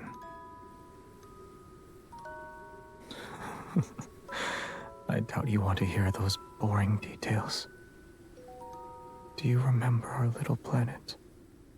I told you about it before. The wavy leaf sea lavenders grow better there. I brought back some seeds and hoped I could grow them for you. So the name of that flower is wavy leaf sea lavender? My hand trembles and I feel a sharp pain. The brooch on his chest has pricked my fingertip. Back then, it was just like this. I thought my intentions were clear. Why didn't you understand them? Maybe I'm the one who's foolish. I should have been more direct from the beginning. He gently holds my finger and carefully wipes away the drop of blood. When we last saw each other, you said you had feelings for someone. It doesn't matter to me yet. Why wasn't that person by your side when you were in danger?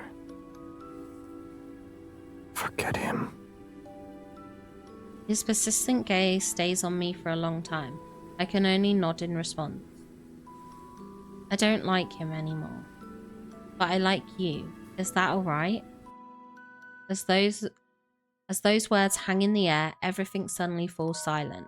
Even the wind stops blowing. The night is still and the flower field is silent. Only the distant waters of the river laps against the shore. Neither of us moves, and I'm trying to think of words that could break the tension. Then he shifts closer to me. His cool fingertips press against my jawline, and our breaths intertwine.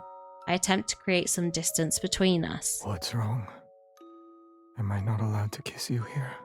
Oh! Now kiss! Kiss! He lowers his head, his expression indiscernible.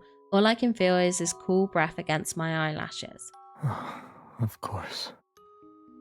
Why would you want to see me like this? A hand at my nape suddenly tightens its grip, and he lowers his head against me. Instead of retreating, he stubbornly kisses me. Oh! It feels like I'm trapped in a thick, vicious dream. I'm unable to wake up and unwilling to try. Wait, no, viscous stream. I can't read. It feels like I'm trapped in a thick, viscous stream. I'm unable to wake up and unwilling to try. The warmth and pressure from his hands seep into my skin. They carry an affection that borders on obsession. This is my dream. I'm free to do as I please. Oh my gosh. A figment of my imagination, aren't you?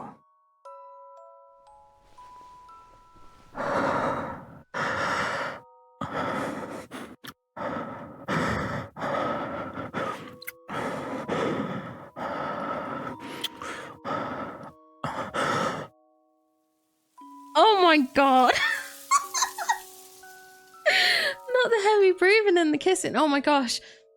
As our lips touch, I catch a glimpse of the lumen flora gently swaying. The wind has begun to stir again. Oh my gosh, that was so good. Oh my gosh.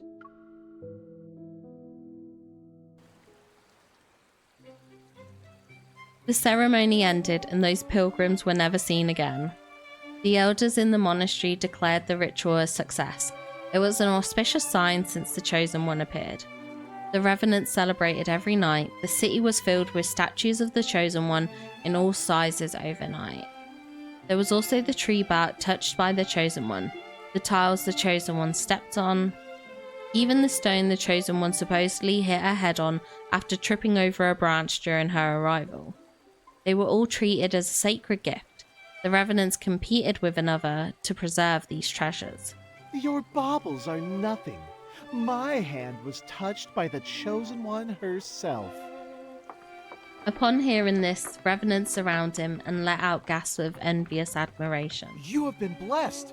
Excellent! We'll chop off your hand and mount it on the city wall, so every passerby can shake it. They cannot chop his hand off. Oh my gosh, that's hilarious. You want to cut off the hand that the Chosen One touched? Don't be afraid. We're incapable of feeling pain. Or is your heart not sincere enough?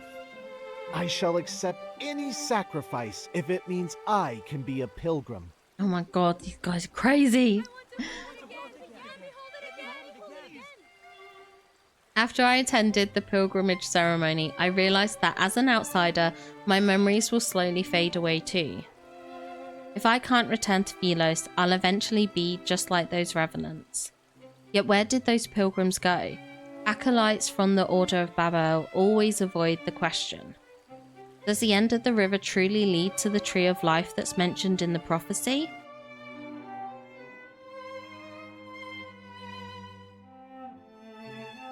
Your solution is to follow in their footsteps. You'll see where the supposed sacred path of pilgrimage takes you. They say the river doesn't end. If that's the case, then what happened to those pilgrims? They didn't die, but they didn't live either. No one has seen them since. The river silently flows as our ferry glides across the mirror-like black water. A thin mist surrounds us. Come to think of it, if we're measuring how close someone is to the Chosen One, You should have been chosen for the ceremony. I'm honored. You ate meals cooked by the Chosen One, held the Chosen One's hands, and even embraced the Chosen One. And... oh my gosh, I'm gonna pick these eyes. These eyes. We'll do these eyes. These eyes were blessed by the Chosen One's presence. Should I pluck out my eyelashes for you to count too? That actually sounds painful. These lips have also kissed. Remembering what happened that day, I swallow my words. You don't want to continue? You actually don't remember anything? He responds with an expressionless look. Then he turns away and his voice is unexpectedly tinged with a hint of resentment. You're the one who doesn't remember anything. He's so pouty. Not wanting to argue, I focus on what's more pressing at the moment. I need to figure out what happened to those revenants. If anything that crosses the waters of the cinders sinks, perhaps the path they saw is there. How did you get this boat? Or rather, how did you convince someone who doesn't accept credit to lend you this boat? It's a long story.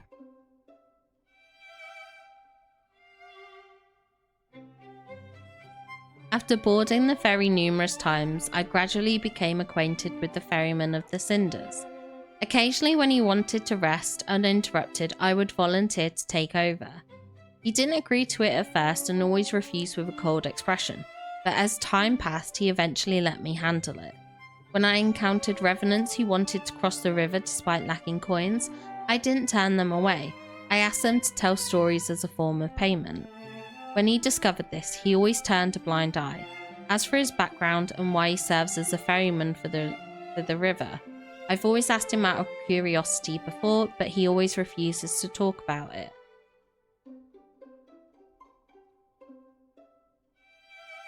You know each other? You can say we're old acquaintances. It sounds like they're old acquaintances from Philos. As we gradually sail away from the city, we can see the desolate forest to the west is burning. Acrid grey smoke rises skyward. More revenant knights have been gathering at the edge of the forest, and the strife is becoming more prevalent. Consumed by resentment, they fight each other with the hatred from when they were alive. Their screams echo amongst the dead branches and fallen leaves. As the bishop foretold, signs of the apocalypse are once again emerging from the ruined city walls. I was unaware you were skilled at ferrying. After the bow hits a submerged shoal and spins around several times, he can't bear to watch anymore. He takes the oar from my hands. I lose track of time. Black clouds gradually cover the full moon, and the scenery around us grows increasingly dark and desolate. Something's not right. The boat creaks and the river's current becomes turbulent. Startled, ravens fly in all directions. A chill creeps up from the water's surface and latches onto my skin. After passing through a dense fog, the river widens. It's as if we've arrived at a boundless sea. Where are we? The waters thrash violently like an untamed beast. The looming threat of danger is palpable. I don't want this. I don't want to be trapped here. Join me. Become part of these dead waters. These voices, where are they coming from? Wait, don't fall in. Under the water's surface, countless invisible hands seem to reach up. Hatred pushes them to maliciously toss our boat back and forth. I grip the edge of the boat with all the strength I can muster. Pain pulsates through my chest without warning. My vision blurs. It's as though the invisible hands are squeezing my heart. The inky black water transforms into countless golden veins. I could almost believe streams of energy were flowing downward. I feel awful. It's like my strength is being drained away. Watch out. The increasingly violent currents strike our boat. The river's surface discards its serenity and transforms into a massive whirlpool. At that moment, I'm like a seed. I'm plunged into a darkness unknown to all. When I open my eyes again, I find myself curled up in a warm embrace. Our capsized wooden boat somehow glides smoothly along the riverbed. Mist reminiscent of a veil accompanies us. I can hear the rapids and foam washing over the sharp reefs, but I can't see the dangerous shallows. On the other side of the river, Cinder's fell shores fade from view, and despite being underwater, I can feel the moist air. The current gradually calms. Our boat continues to move along the dark underwater passage for a time before finally hitting a shallow bank.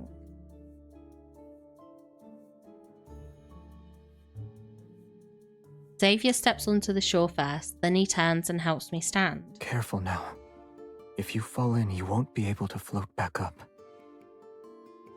Despite the fact the water here barely reaches my ankles, the cave before us seems endless. Strange tiny particles of light float in the air. Warm and bright, they feel oddly familiar. I can almost believe this energy was once a part of me. A profound realization washes over me. Perhaps this is the sacred path of pilgrimage, the road that returns to Philos.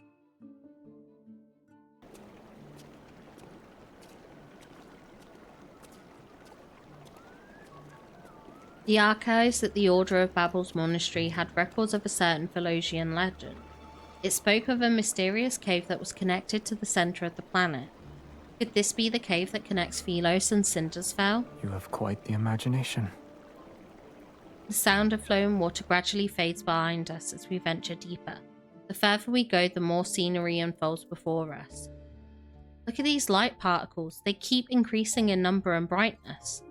Perchance the pilgrims who disappeared found themselves in this place? As the words leave my lips, an enormous monstrous skeleton appears. Bodies lie on the shore. They're still frozen in the position they were in for their final moments. These monsters. They're wanderers. These creatures once roamed Philos before it was destroyed. The gleam of a blade flashes and the bone-white remains dissolve into energy particles before dissipating. They were devoured by those monsters before they could escape. You know something, yet you're unwilling to share it. He remains silent before turning away. His cloak billows out behind him. If we could actually return to Philos, what will you do, aside from finding your name? I haven't thought about it yet. Is there anything you'd like me to do for you? Should I meet with someone on your behalf? No. The path splits in two, and for some reason I can sense the energy emanating from deep within the cave. I take his hand and keep walking. We need to discuss a certain matter. When I return to Philos and rebuild it, I promise to fairly evaluate your merits and shortcomings. I'll start with revising the historical text. The historians abandoned their duties and wrote pure fantasies. And then?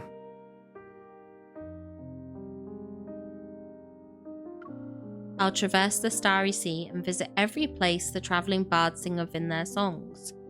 I'll be like these specks of light. They emit a faint glow, yet they can drift to distant places. That sounds wonderful. If the worst happens, as in I can't find anyone who remembers me, and I'm unable to stay in Philos, staying with you would be nice. I keep those words to myself as I look at him. It's all right. The starry cosmos has many places you could visit. Take, for example, a beautiful little planet. I hear strange clicking beneath our feet. We look down at the same time. There's a deathly pale wrist encased in crystals. Akin to veins, dark red vines are wrapped around a ribcage. The delicate roots of eerie flowers penetrate hollow eye sockets. That's... Look over there.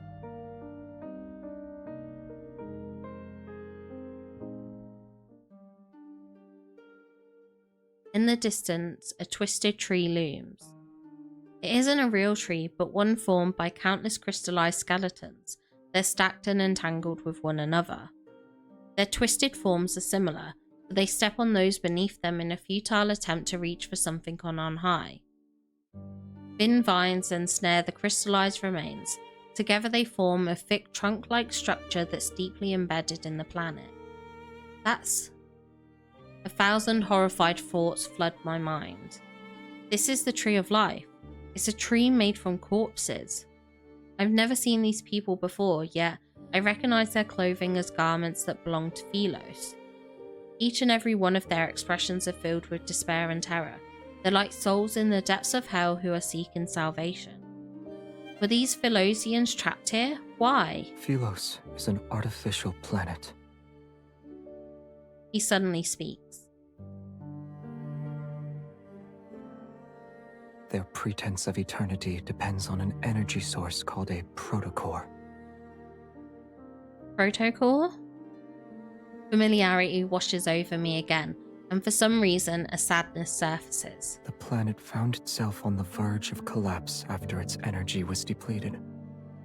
However, the most scholarly elder in the royal capital had a solution. The royal family discovered an uninhabited area with a chaotic protofield in Starfall Forest. It was located in the southern region of the planet. Deep within that forest is a cave. It leads directly to the heart of the planet. So long as humans were thrown into that cave, the planet's energy would never be depleted. Like the people who thought this system was justified, the planet possessed an insatiable greed. He looks at those crystals that can no longer be called human. They're the victims who were used as fuel. Did anyone escape and live to tell the tale? I look at Xavier, but I already know the answer in my heart. No. He starts walking again, moving past the tree as he continues forward. Those who defied orders and went to investigate disappeared after entering the cave. The number of sacrifices required inevitably increased. No one would willingly sacrifice themselves for the planet unless there was a good reason. Thus, the royal family came up with a plan to cover up their crimes. They no longer kept the sacrifices secret. They used honor to disguise it and called it a pilgrimage. To maintain a false eternity, they needed to weave lies one after another. Every member of the royal family had to bear the burden of perpetuating these lies. You were the one who ended it. He shakes his head. Ironically, the one who did that wasn't even remembered. Although our surroundings are quiet, I can almost hear everyone's desperate cries for help as they face death. Now you know the truth. Do you still consider Philos your homeland?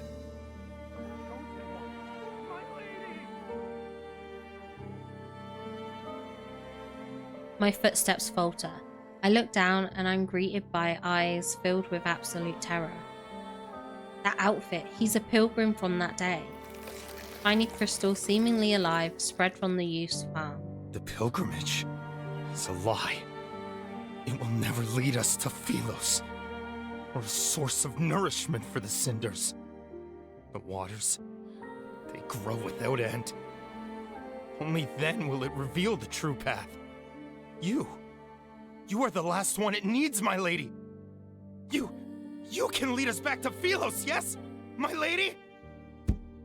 He kneels before us and presses his forehead to the ground. Why won't you save us? You traitor! Watch out.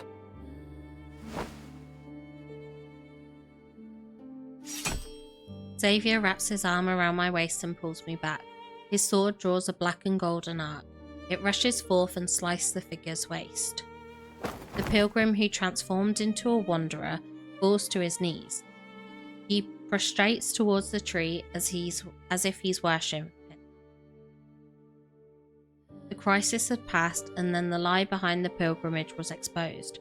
Yet I know that we can never return to Philos.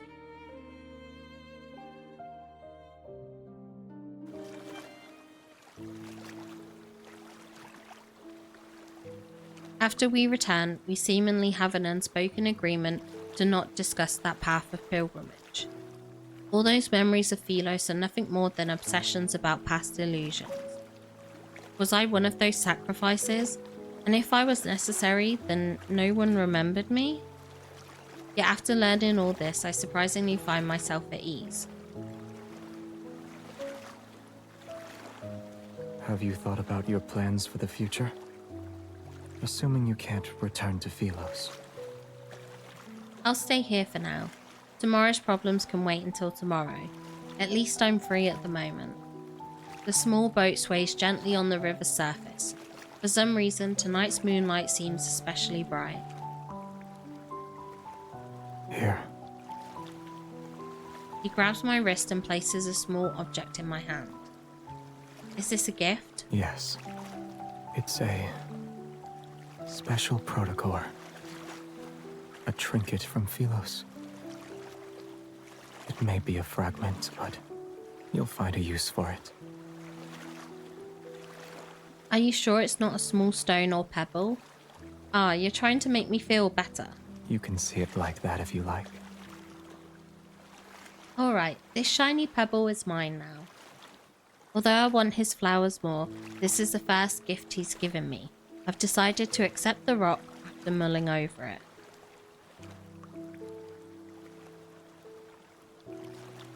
I lie down on the bottom of the boat and recall a similar tranquility had accompanied us for our first boat ride. Back then, I accidentally touched his reflection and saw his past. I tried again at a later date, but I failed. An impulse to try again takes hold of me. The moonrise's light pierces the slender tree trunks and illuminates his reflection on the water's surface. When he isn't looking, I touch his reflection on the river.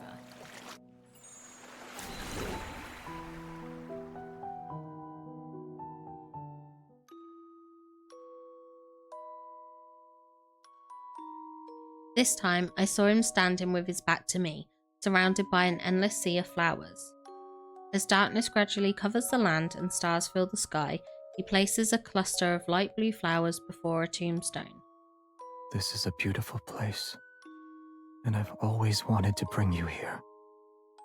But I never had the chance. I couldn't find you, and I didn't know if you'd like the scenery here. I'm sorry. His voice softens as his fingers slowly trace over the engraved text on the tombstone. Annie, the first queen of Philos, her name shines quietly like the stars. Everlasting, it shall never fade. The name of long forgotten comes flooding back. The forgotten queen was me this entire time.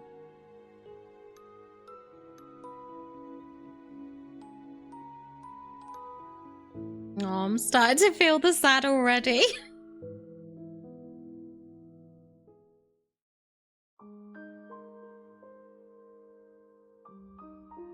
I've seemingly grasped a crucial thread as forgotten memories begin to surface.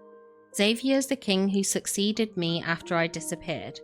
The truth is right before my eyes. This place isn't so different from Philos, or rather places where humans exist are very similar to one another. But if I've been in the heart of the planet for years, then what did Xavier experience? Why is he even here?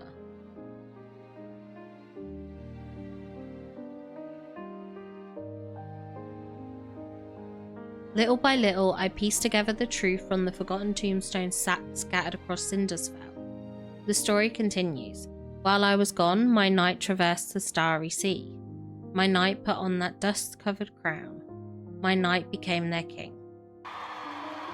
It's the most magnificent coronation ceremony in the history of Philos.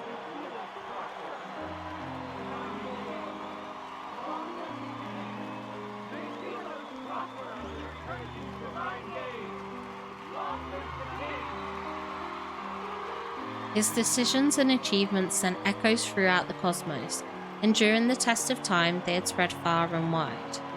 The people gathered in the square. Bathed in the sun's brilliant radiance, they danced to the rhythm of drums and wind instruments until midnight. Only when the radiant moon hung high, its light making the city walls the colour of bones, did he finally leave the courtyard.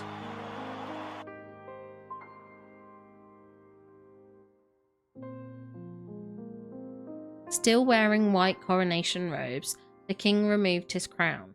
A king to a god's merciful gaze, moonlight poured through the dome and washed over him. Did he sleep well? What happened in his dream? I miss you so much. Aww.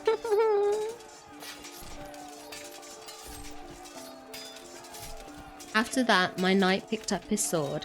Monsters and rebels fell one after another to his blade. A new world order was established. Following centuries of war and chaos, Philos was ushered in a dreamy golden age. They adored and praised him. The ballads spoke of his wisdom and brilliance. All knights swore their loyalty to him. He was given the title Sentinel of the Stars. Yet in the end they stormed his castle and held swords to his throat. Knowledge was lost, the world order crumbled, and war raged endlessly. He sat on his throne as a prisoner. Alone he bore the weight of his crown. This was the downfall of Philos and the story of his life.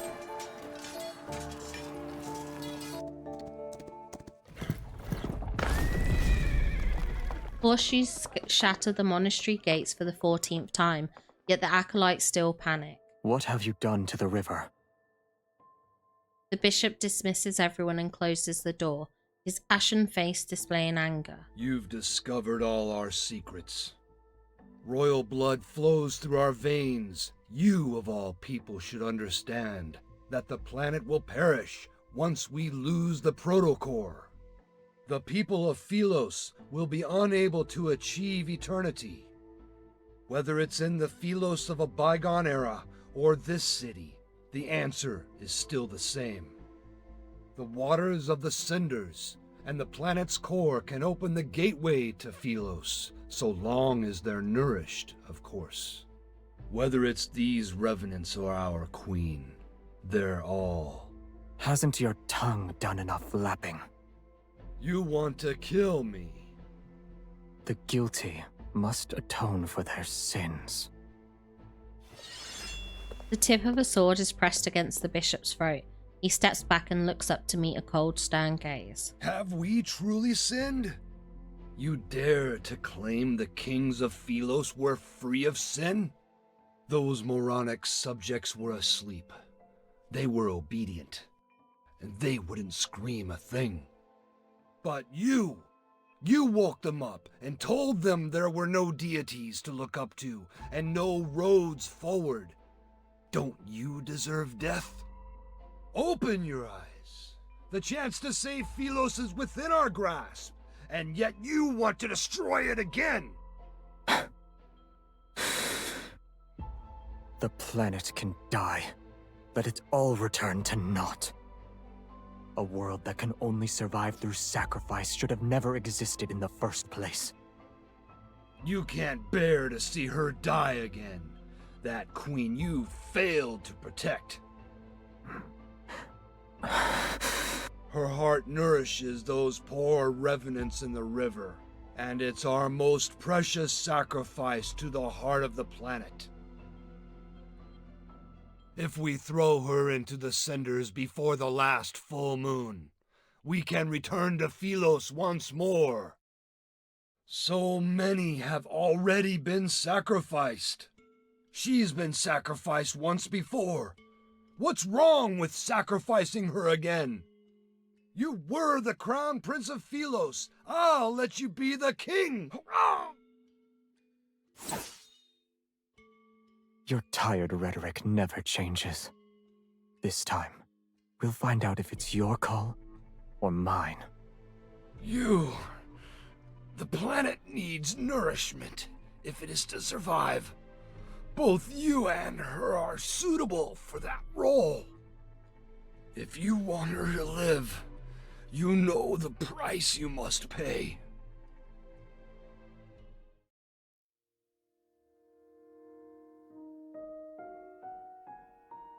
Moonlight bathes the forest in a silver-grey hue. Some windows in the distant city remain brightly lit. This is the first time he stopped to listen to the Revenant song ever since this false world came into existence. If there is a God out there, please hear my wish. May my death not be meaningless. Should our prayers be answered, we willingly surrender our freedom to a false faith.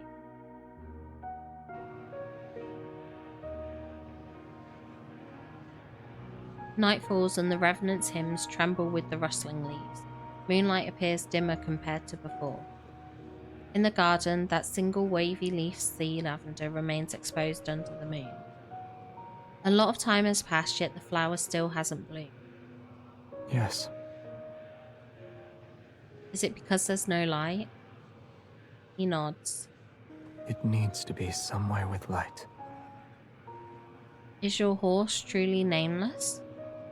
He thinks for a few seconds, and his voice is certain this time. Shadowbind. I only thought of it now. With a new name, Shadowbind tosses his head and neighs loudly. I try to stroke his mane. He nuzzles my palm this time. After our first horseback ride, he disappeared because he was tired. Do you want him to take you on another ride along the riverside? I accept his offer, and so we leave the castle. With Moonlight as our guide, Shadowbind brings us down the mountain. The castle and mountains disappear behind us. Wind races through our hair and dry branches sweep past our ears. We ride past the burial grounds and abandoned cities. Fireflies sparkle between blades of grass, and the frostwhite mountain paths wind beneath us under the moon. Shackles, boundaries, cities, and fate itself are left behind in this rush of wind. We race into the night as it deepens and charge toward the boundless horizon.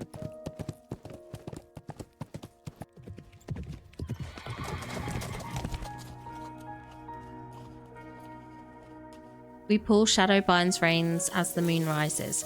We sit side by side in a field of flowers near the riverside. I tear blades of grass into pieces and drop them into the water one by one. Some sink and others are blown away by the wind.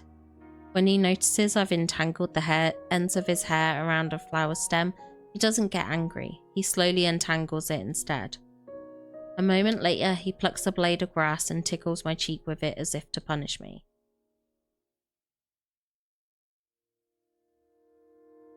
Time passes. He takes my wrist and puts a small bracelet woven with lumen flora on it. It's tight. Are you afraid I'll get lost? Yes. The mountain wind is cold. The stream's water and moonlight spread out to create a silvery grey glow that rests on his shoulders.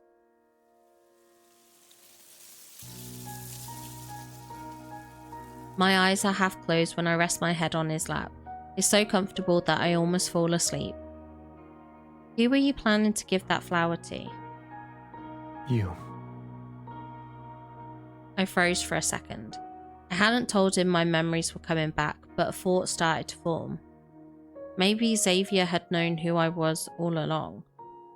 But I didn't know why he kept it from me, or what he'd really been through after I left.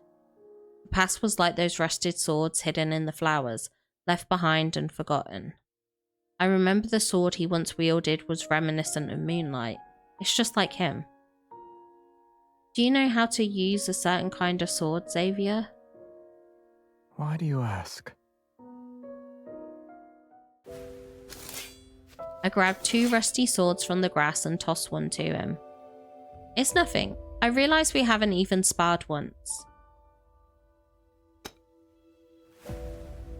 Using identical swords makes our duel fair. All right. First move, second move. Your strikes are too slow. Yet I still managed to block your attack. 10th move, 20th move. These techniques are all too familiar. He extends his fingers, slides his hand down along my blade, and strikes my wrist. A tingling numbness shoots through my wrist, and I almost drop my sword. You... Stay focused when you spar. 21st, 25th. Who taught you that? He's distracted. His sword spins through the air after being knocked away. I press the advantage and rush forward. I ram my shoulder into him. Grass scatters and the fireflies swirl into chaotic spirals of light as he tumbles. Unexpectedly, he falls onto a flower bed. The tip of my sword pierces the soil near his face. The duel ends with me as the victor.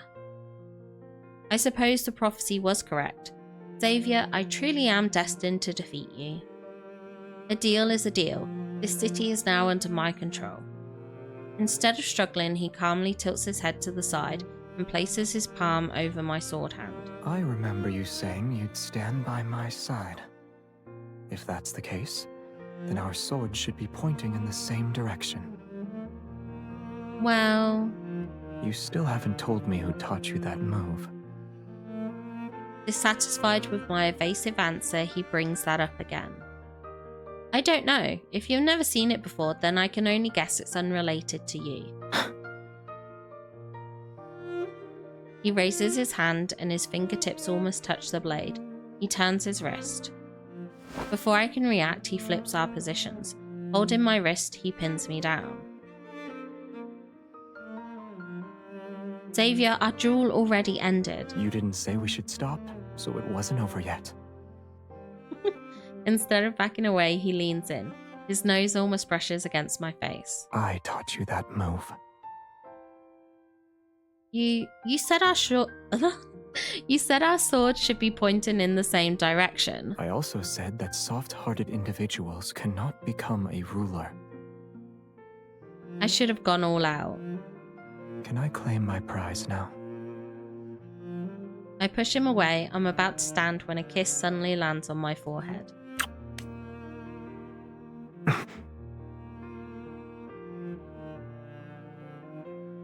You'll hit me if I do that? I'll do it more often then. I won't fight back. This is so cute. On the way back, he carried me on his back in silence, his figure seeming to hold up the entire night around us. Oh, the parallels! The parallels! He's willing to tell me stories about his past this time. So how wonderful was this forgotten queen? Very. Maybe you're the only one who thinks so. Many of Philos's myths and stories exist because of her. She issued an order that forbade anyone from entering that man-eating forest. She offended the entire Council of Elders. Sacrificing yourself is a simple matter. Bearing condemnation while walking into the darkness is not. Perhaps the Mad King who's condemned by all is the person who can save Philos. Remembering the rumours I'd heard from those little revenants, I gently tapped him on the shoulder. A book said he refused every marriage proposal sent his way. Is that true? What do you think?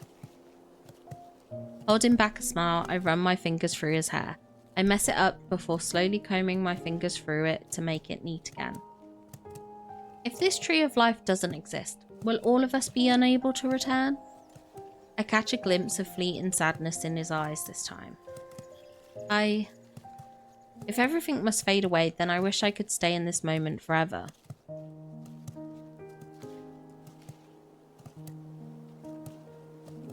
We return to my room after walking through the moonlit corridor. The firelight gradually dims, its last embers casting a gentle glow on his peaceful expression. He leans down and kisses my forehead once more. Don't overthink it. Rest. You'll feel better soon enough. And when you open your eyes, you might realize this was all just a dream. My eyelids feel as heavy as lead. I'm sleepy, yet why isn't Xavier going to bed? Has he never felt exhaustion before? Good night. I'll see you tomorrow. Yes. We'll see each other tomorrow.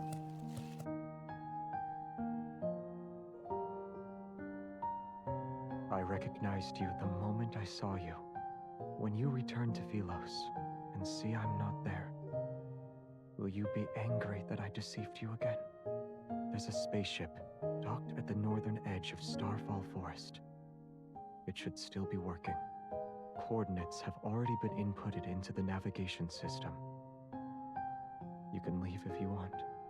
It'll take you to that beautiful little planet.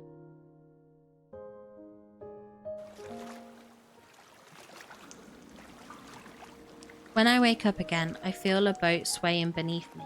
I'm alone. An elderly ferryman sits at the stern. There's a dull ache in my heart and my memories a blur. I don't know who I am or where I came from. I look around, the river, cave, rocky shores, everything is unfamiliar to me. Where am I? Who are you? I look at the ferryman. I feel like I know him, but I can't remember who he is. Once you cross the boundary between life and death, the rest of the journey is yours to walk alone. For some reason, I'm clutching an oddly shaped fragment. It emits a faint glow and responds to the energy flowing from my heart. The boat enters a narrow cave passage.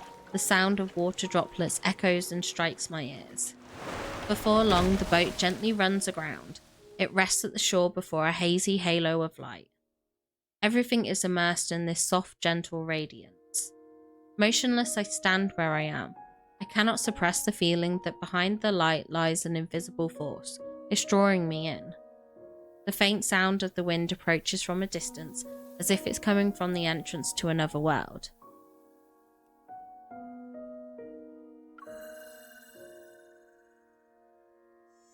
When my palm touches that light, a blinding radiance surges like the tide to engulf me.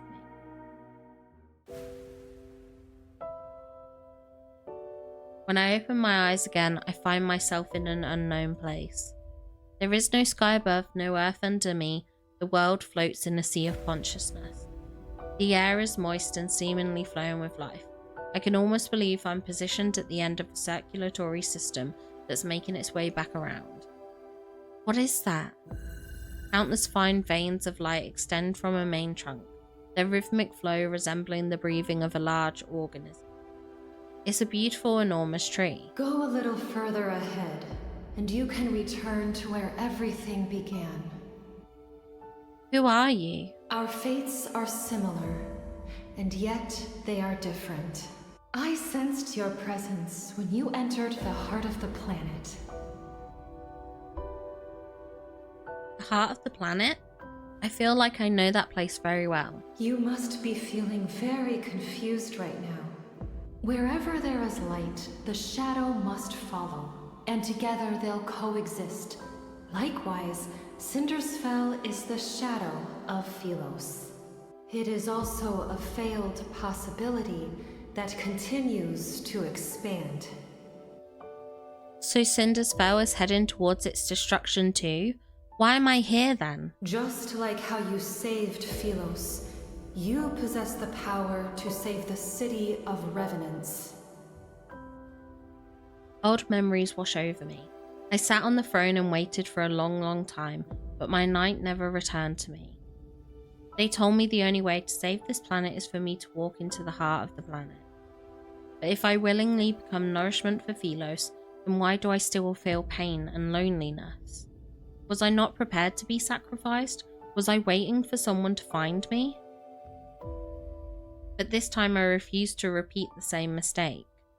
I refuse to be Philos' salvation, and I refuse to be everyone's hope. The Chosen One is nothing more than a tool for selfish people who want to keep their immortality. Be it in Philos or in this city of revenants, it's all the same. You are correct. Philos' destruction cannot be prevented. There was once a king. When he was still a knight, he reached the same conclusion. To truly save those trapped in eternity, one must return to the correct divergence point and create new possibilities. The current Cindersfell is but a false branch. It's a tributary destined to run dry. Are you talking about going back in time? When is the correct divergence point? She lets out a soft sigh. The two of you chose different methods to save the planet. Neither was right nor wrong. But salvation should never be achieved through sacrifice. The path of backtracking is dangerous. Success is far from guaranteed. I remember him bidding me farewell in the empty palace. His lonely figure walked away from the royal court.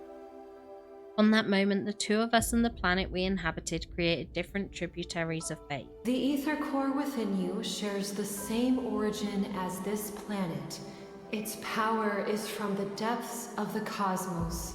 The protocore will mend the fractures in this world and allow that eternal city to become a reality. Before its power is depleted, it can grant you one last choice. You can return to the divergence point he created, or remain in this false Philos. Everything is in your hands this time. However, I must warn you, if you choose to return to the past, this world will immediately collapse. Philos' fate might find a new hope, or it will march toward irreversible destruction once more. Even you shall become an unknown variable. Have you decided? I want to go back. In the boundless passage of time, eternity is nothing but stagnation, and existing in such a state is meaningless. More importantly, Xavier shouldn't be trapped in that darkness. Oh my god. The light fades and I feel my body becoming solid again as I return to the entrance of the cave. I come to my senses and look at my hands. They're gradually becoming transparent. Does that mean this world is collapsing? The ferryman waits silently at the cave entrance. Only when he sees me emerge does he smile. Go. You've made your decision, and I'm certain it's the best one. My dear child, I have always been proud of you, and you've been through so much. As your teacher, I owe you an apology. I stare at the old man's familiar face, yet I can't remember who he is. He says nothing else. He hugs me before giving me his all. Wait! He doesn't stop, nor does he look back as he walks into the river. The waters lap the shore and wash away his last footprints.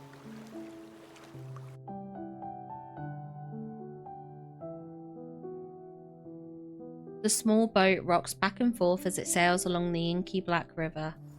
Acting as my guide, the glowing orb of light that was hanging from the bow vanishes once the boat docks. Shadowbind anxiously paces back and forth along the riverside. He calls out to me when he spots me. Are you going to take me to him? Shadowbind stomps his hooves before galloping off with me on his back. We're heading to Cindersfell. In these final moments, I must be by his side. No matter what happens, we'll stand together. Oh my gosh. Oh, I can't bear this. Oh my gosh. And now it's the final part.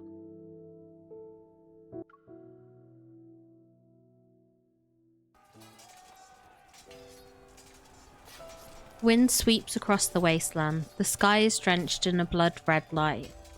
In the distance, battle standards lie in the mud. Revenant knights stagger between mountains of corpses. No one knows when the horns of war sounded. On this night, soaked in unnaturally bright moonlight, the Revenants are reminded of the great battle that destroyed Philos. The king who destroyed Philos is the sinner who destroyed eternity. You decided to face me alone. Shall we make a bet? Let's see if these people you're trying to save, in spite of your tainted reputation, believe in you or me. Oh, survivors of Philos, your former king has rendered your sacrifices meaningless! Hordes of Revenants walk. They drag their stumbling feet as they approach the city walls, step by step. Broken arrows and spears lie scattered on the ground. Meanwhile, he's encircled by thousands of Revenants. Countless spears are thrusted toward him, countless blades slash him. The Revenants have been consumed by their hatred and despair for too long. They need a living sacrifice to pay the debt they owe to the dead. Yet Cindersfell was never meant to exist. It doesn't belong to the living or the dead. The light blade that once protected the kingdom has transformed into the dark blade that slays the dead. Before its collapse, he entrusted the protocol to me, along with Philos' last chance of survival. From that moment, I was the only person who could access the divergence point and return to Philos. Yet he would remain trapped within this madness in eternity's embrace until the apocalypse arrives. The massive sword roars as it slashes and cuts. It impales one revenant soldier after another as they lunge toward him. However, the revenants slowly realise the blade that once struck fear into them can no longer reduce them to ashes. Silence lasts for a moment, then they erupt into a frenzy. That sword is no longer the arbiter of death. They cannot be destroyed. There's no need to be afraid. They celebrate, they howl, they surge like a wave toward the lone figure who still stands with a sword. Xavier! He turns his head, his gaze passing the flames and smoke of battle. When we make eye contact, surprise appears on his face. How did you... Why did you think I'd go somewhere without you? I spur Shadowbind through the revenant horde. Without any hesitation, I charge toward him. As our paths intersect, I lean down and grasp his wrist. I pull him up behind me in one swift motion. I'm the one holding his hand this time. As our powers resonate, life swiftly coalesces and forms into a blade. Streams of light wind along the back of the blade. Power surges and boils between our palms. Before the revenants can lunge towards us, I grab his hand. Together we raise the sword once more. The two swords of the stars were always meant to point in the same direction.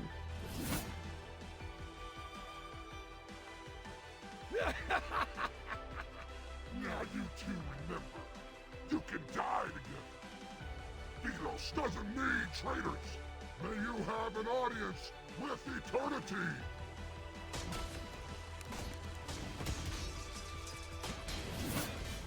The great sword delivers a mighty slash. The wind howls and the very fabric of reality shifts. Amidst violent tremors, a rift splits open the sky. Countless golden rays rain down and slice the dark clouds like sharpened blades. Philos' apocalypse shall descend at long last. The light. It's the light. It's the sun. We've returned to Philos, our salvation. The sunlight is akin to a torrential downpour after a long drought. Delirious with joy, the revenants raise their heads and race toward a small hill formed by piles of armor. They're desperate to be the first one to touch the light.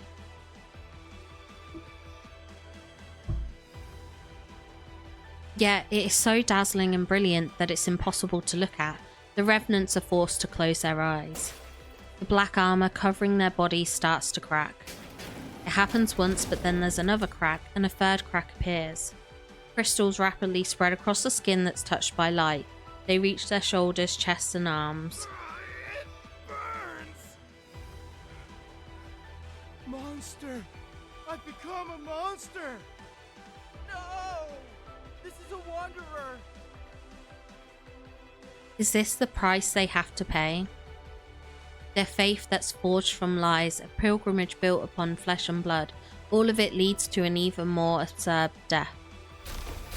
The overwhelming flood of light knocks them down and breaks them. In the distance, atop a pile of armor, a lone figure remains. He sways as if he's about to fall, yet he struggles to stay upright. The eternity of Philos! It cannot! It cannot! That body, which channeled the power of countless revenants, is like an arrow at the end of its flight. However, it stubbornly maintains a massive spectral form. In his despair, he turns only to see a light blade tear through the heavens. It rushes toward him with an overwhelming force. Light blades devour heaven and earth. Time seems to freeze in this moment. Then there is silence. Shadowbind, who's beneath me, vanishes. As I'm about to fall onto the sharp spears below, a hand grabs me.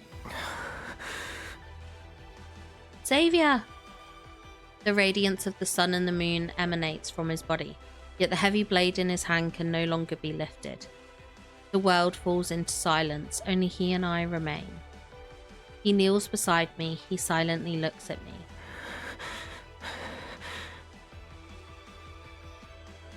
He opens his mouth as if he's trying to speak, but he can't utter a single word. I realise it's the first time he said my name since I arrived in this world. It's been a long time. He wipes away the tears from the corner of my eye, yet more replace them at a quickening rate. I don't understand how he can laugh while saying those words. The most important person in my life left me for a faraway place. I thought he would never return. The days we spent apart grew longer than the days we stood side by side. Was this your choice? I shake my head, then I nod. He doesn't actually know my decision. Good. The choice you made must be the best one. Lumen flora petals mingle with ashes and float into the sky dyed by twilight. Our story is coming to an end.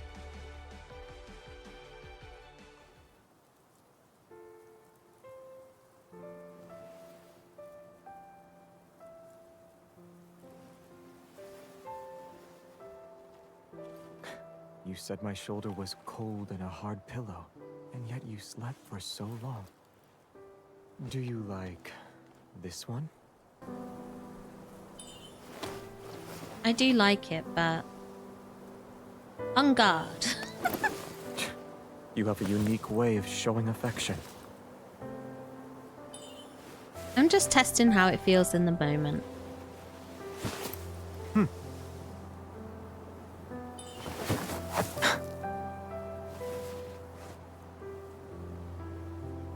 Oh no, I missed it! I was gonna do the on guard again. It was too slow. It needs time to adjust to its new master.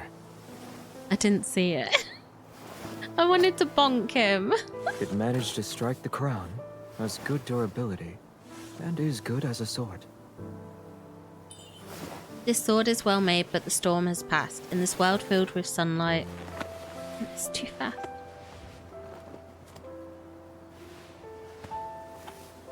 We don't need it. Oh, Looks like you've been enchanted. You miss it already? Of course not.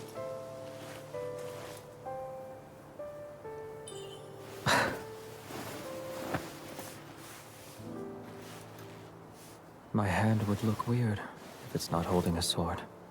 But now, you gave me the best answer.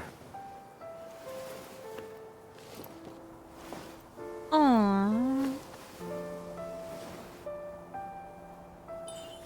It looks like a little The bird's sunlight and tail. flowers are too peaceful.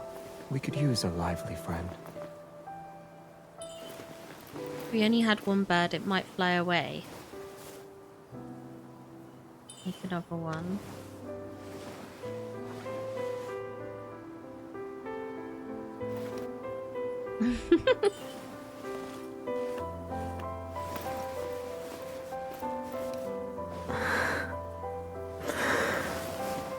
Aww. Once they're used to caring for each other, they'll never be apart.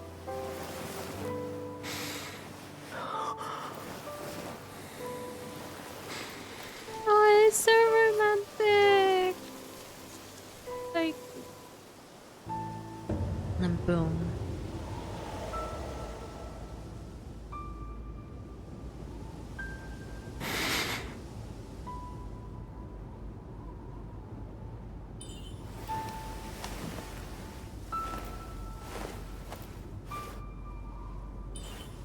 Your face is so cold. The sun is coming out. We won't be cold for much longer.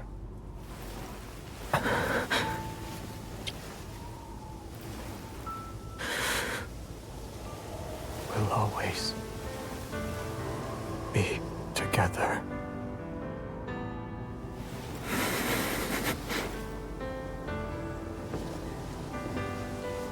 Aww.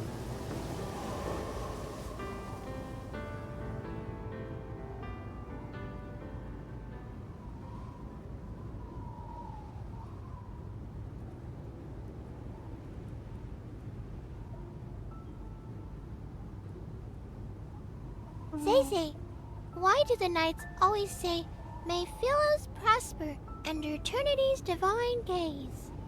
Is it because we have very, very long lives?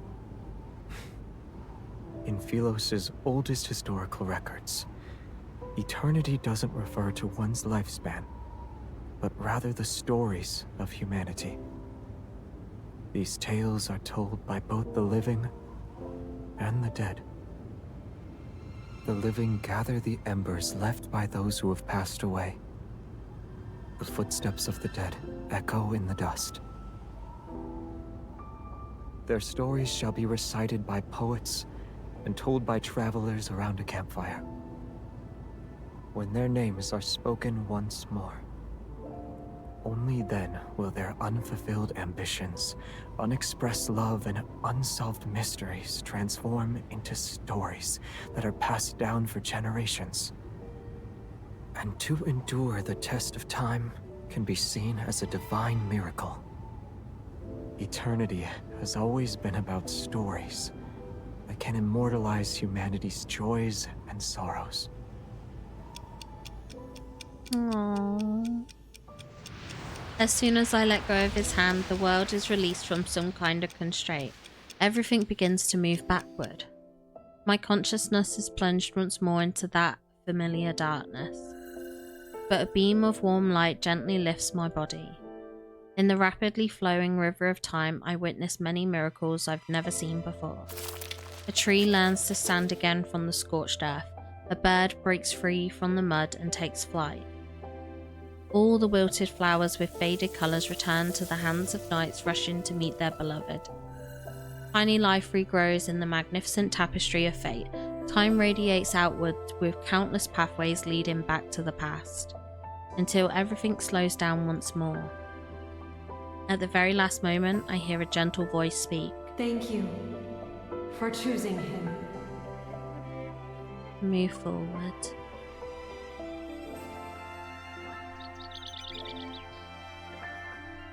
Royal Capital Lawn, Spring. Outside the castle, the sky is clear and the air is crisp. The surrounding landscape sits in silence. The skylark's song drifts down from above. This day is no different from yesterday, just like countless other days that have slipped away in Philos. A small boy kneels amongst the wildflowers. He struggles to lift a sword that's taller than himself. You had a selection of weapons presented before you. Why did you choose the sword? It suits me. Philos' royal family has always upheld a tradition of honing martial prowess. Throughout all his training, he showed a strong aptitude for swordsmanship. It's as if he was born with those nimble, graceful techniques already ingrained in his heart. In less than a month, he surpassed the older students who were training for a year. They say that once a knight takes the sword, they must shoulder the responsibility of protecting Philos. She slightly bends down and looks into the child's somewhat bewildered eyes. She smiles while stroking his wind-tousled hair. Is that the kind of person you want to be? He follows his mother's gaze toward the corridor. It's lined with shining golden portraits of past Philosian kings. Should I? Predetermined answers aren't what makes us human. It's about embarking on a journey to find answers, even when you already know them. Even I don't know what kind of person you should become. Where can I find that answer? She holds his hand for a moment, then she lets go and leans down to straighten his wind-ruffled collar. Gauge the paths you've walked, the people you've met, and the very depths of your heart. The farther you travel on your journey, the closer you are to that answer. The young boy nods. He sort of understands. When that time comes, will I know why I'm supposed to wield a sword? Yes. However, a sword is still a weapon. It can and will harm others. Knights wield swords for their king, and kings wield swords for their country. You shall have peace in your heart only when you wield your sword for the choices you've made of your own free will.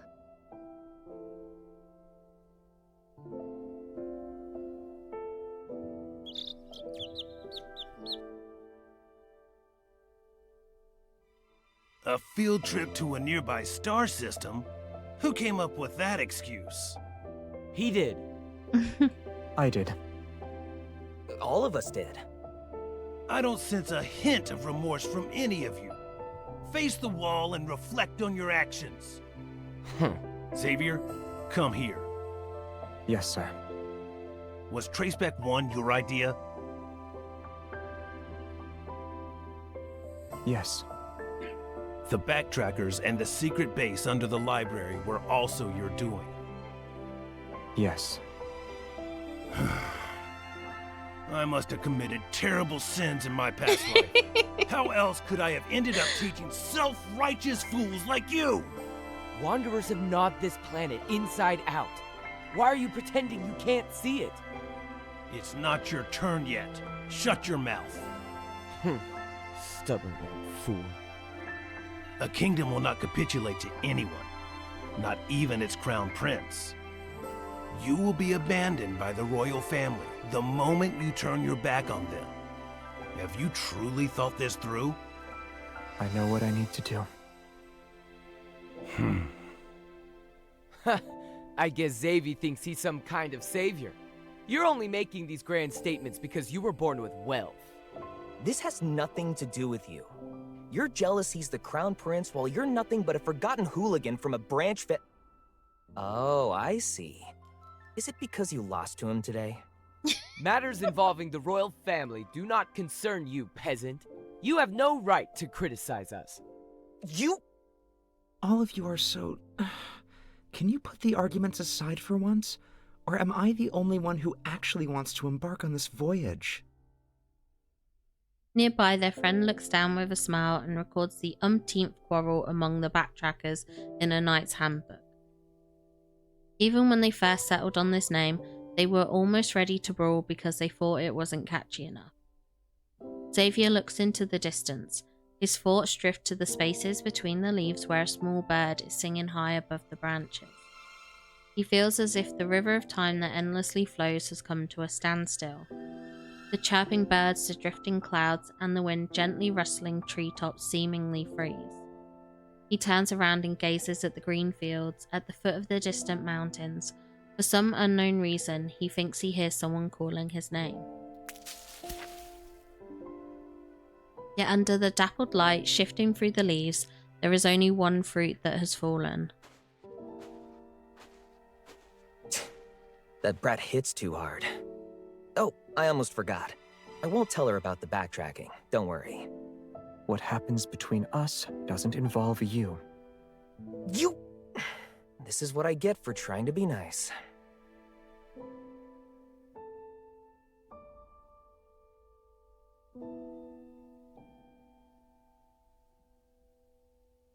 It's time to go. While I was resting in Silvercord, I heard them singing stories about you. You always worry that you aren't doing enough. But you're a good queen. You always will be.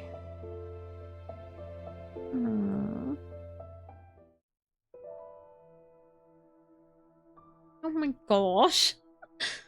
Traceback 2 is preparing for launch. We'll be traveling to a universe that remains unknown to us. Stars sweep past the window one by one. During a long voyage, most interstellar travelers choose to enter sleep in pods. Only one does not. Although there are countless moments of lightning streaking across stardust, he sits alone in the cockpit. His thoughts are indiscernible. When passing a beautiful A-star cluster, he doesn't look back. When passing a star that's about to be born, he doesn't look back. When passing the floating, faintly glowing dust in the cosmos, he still doesn't look back. The spacecraft finally passes through the long, seemingly endless deep space tunnel that's akin to a river that flows forever. It carries him to an unknown destination. But in the universe where time still has an end, he must have gone to where I am. Oh my god! Oh my gosh! Oh, that was so good. That was really so good. I literally, oh my gosh. incredible, absolutely incredible.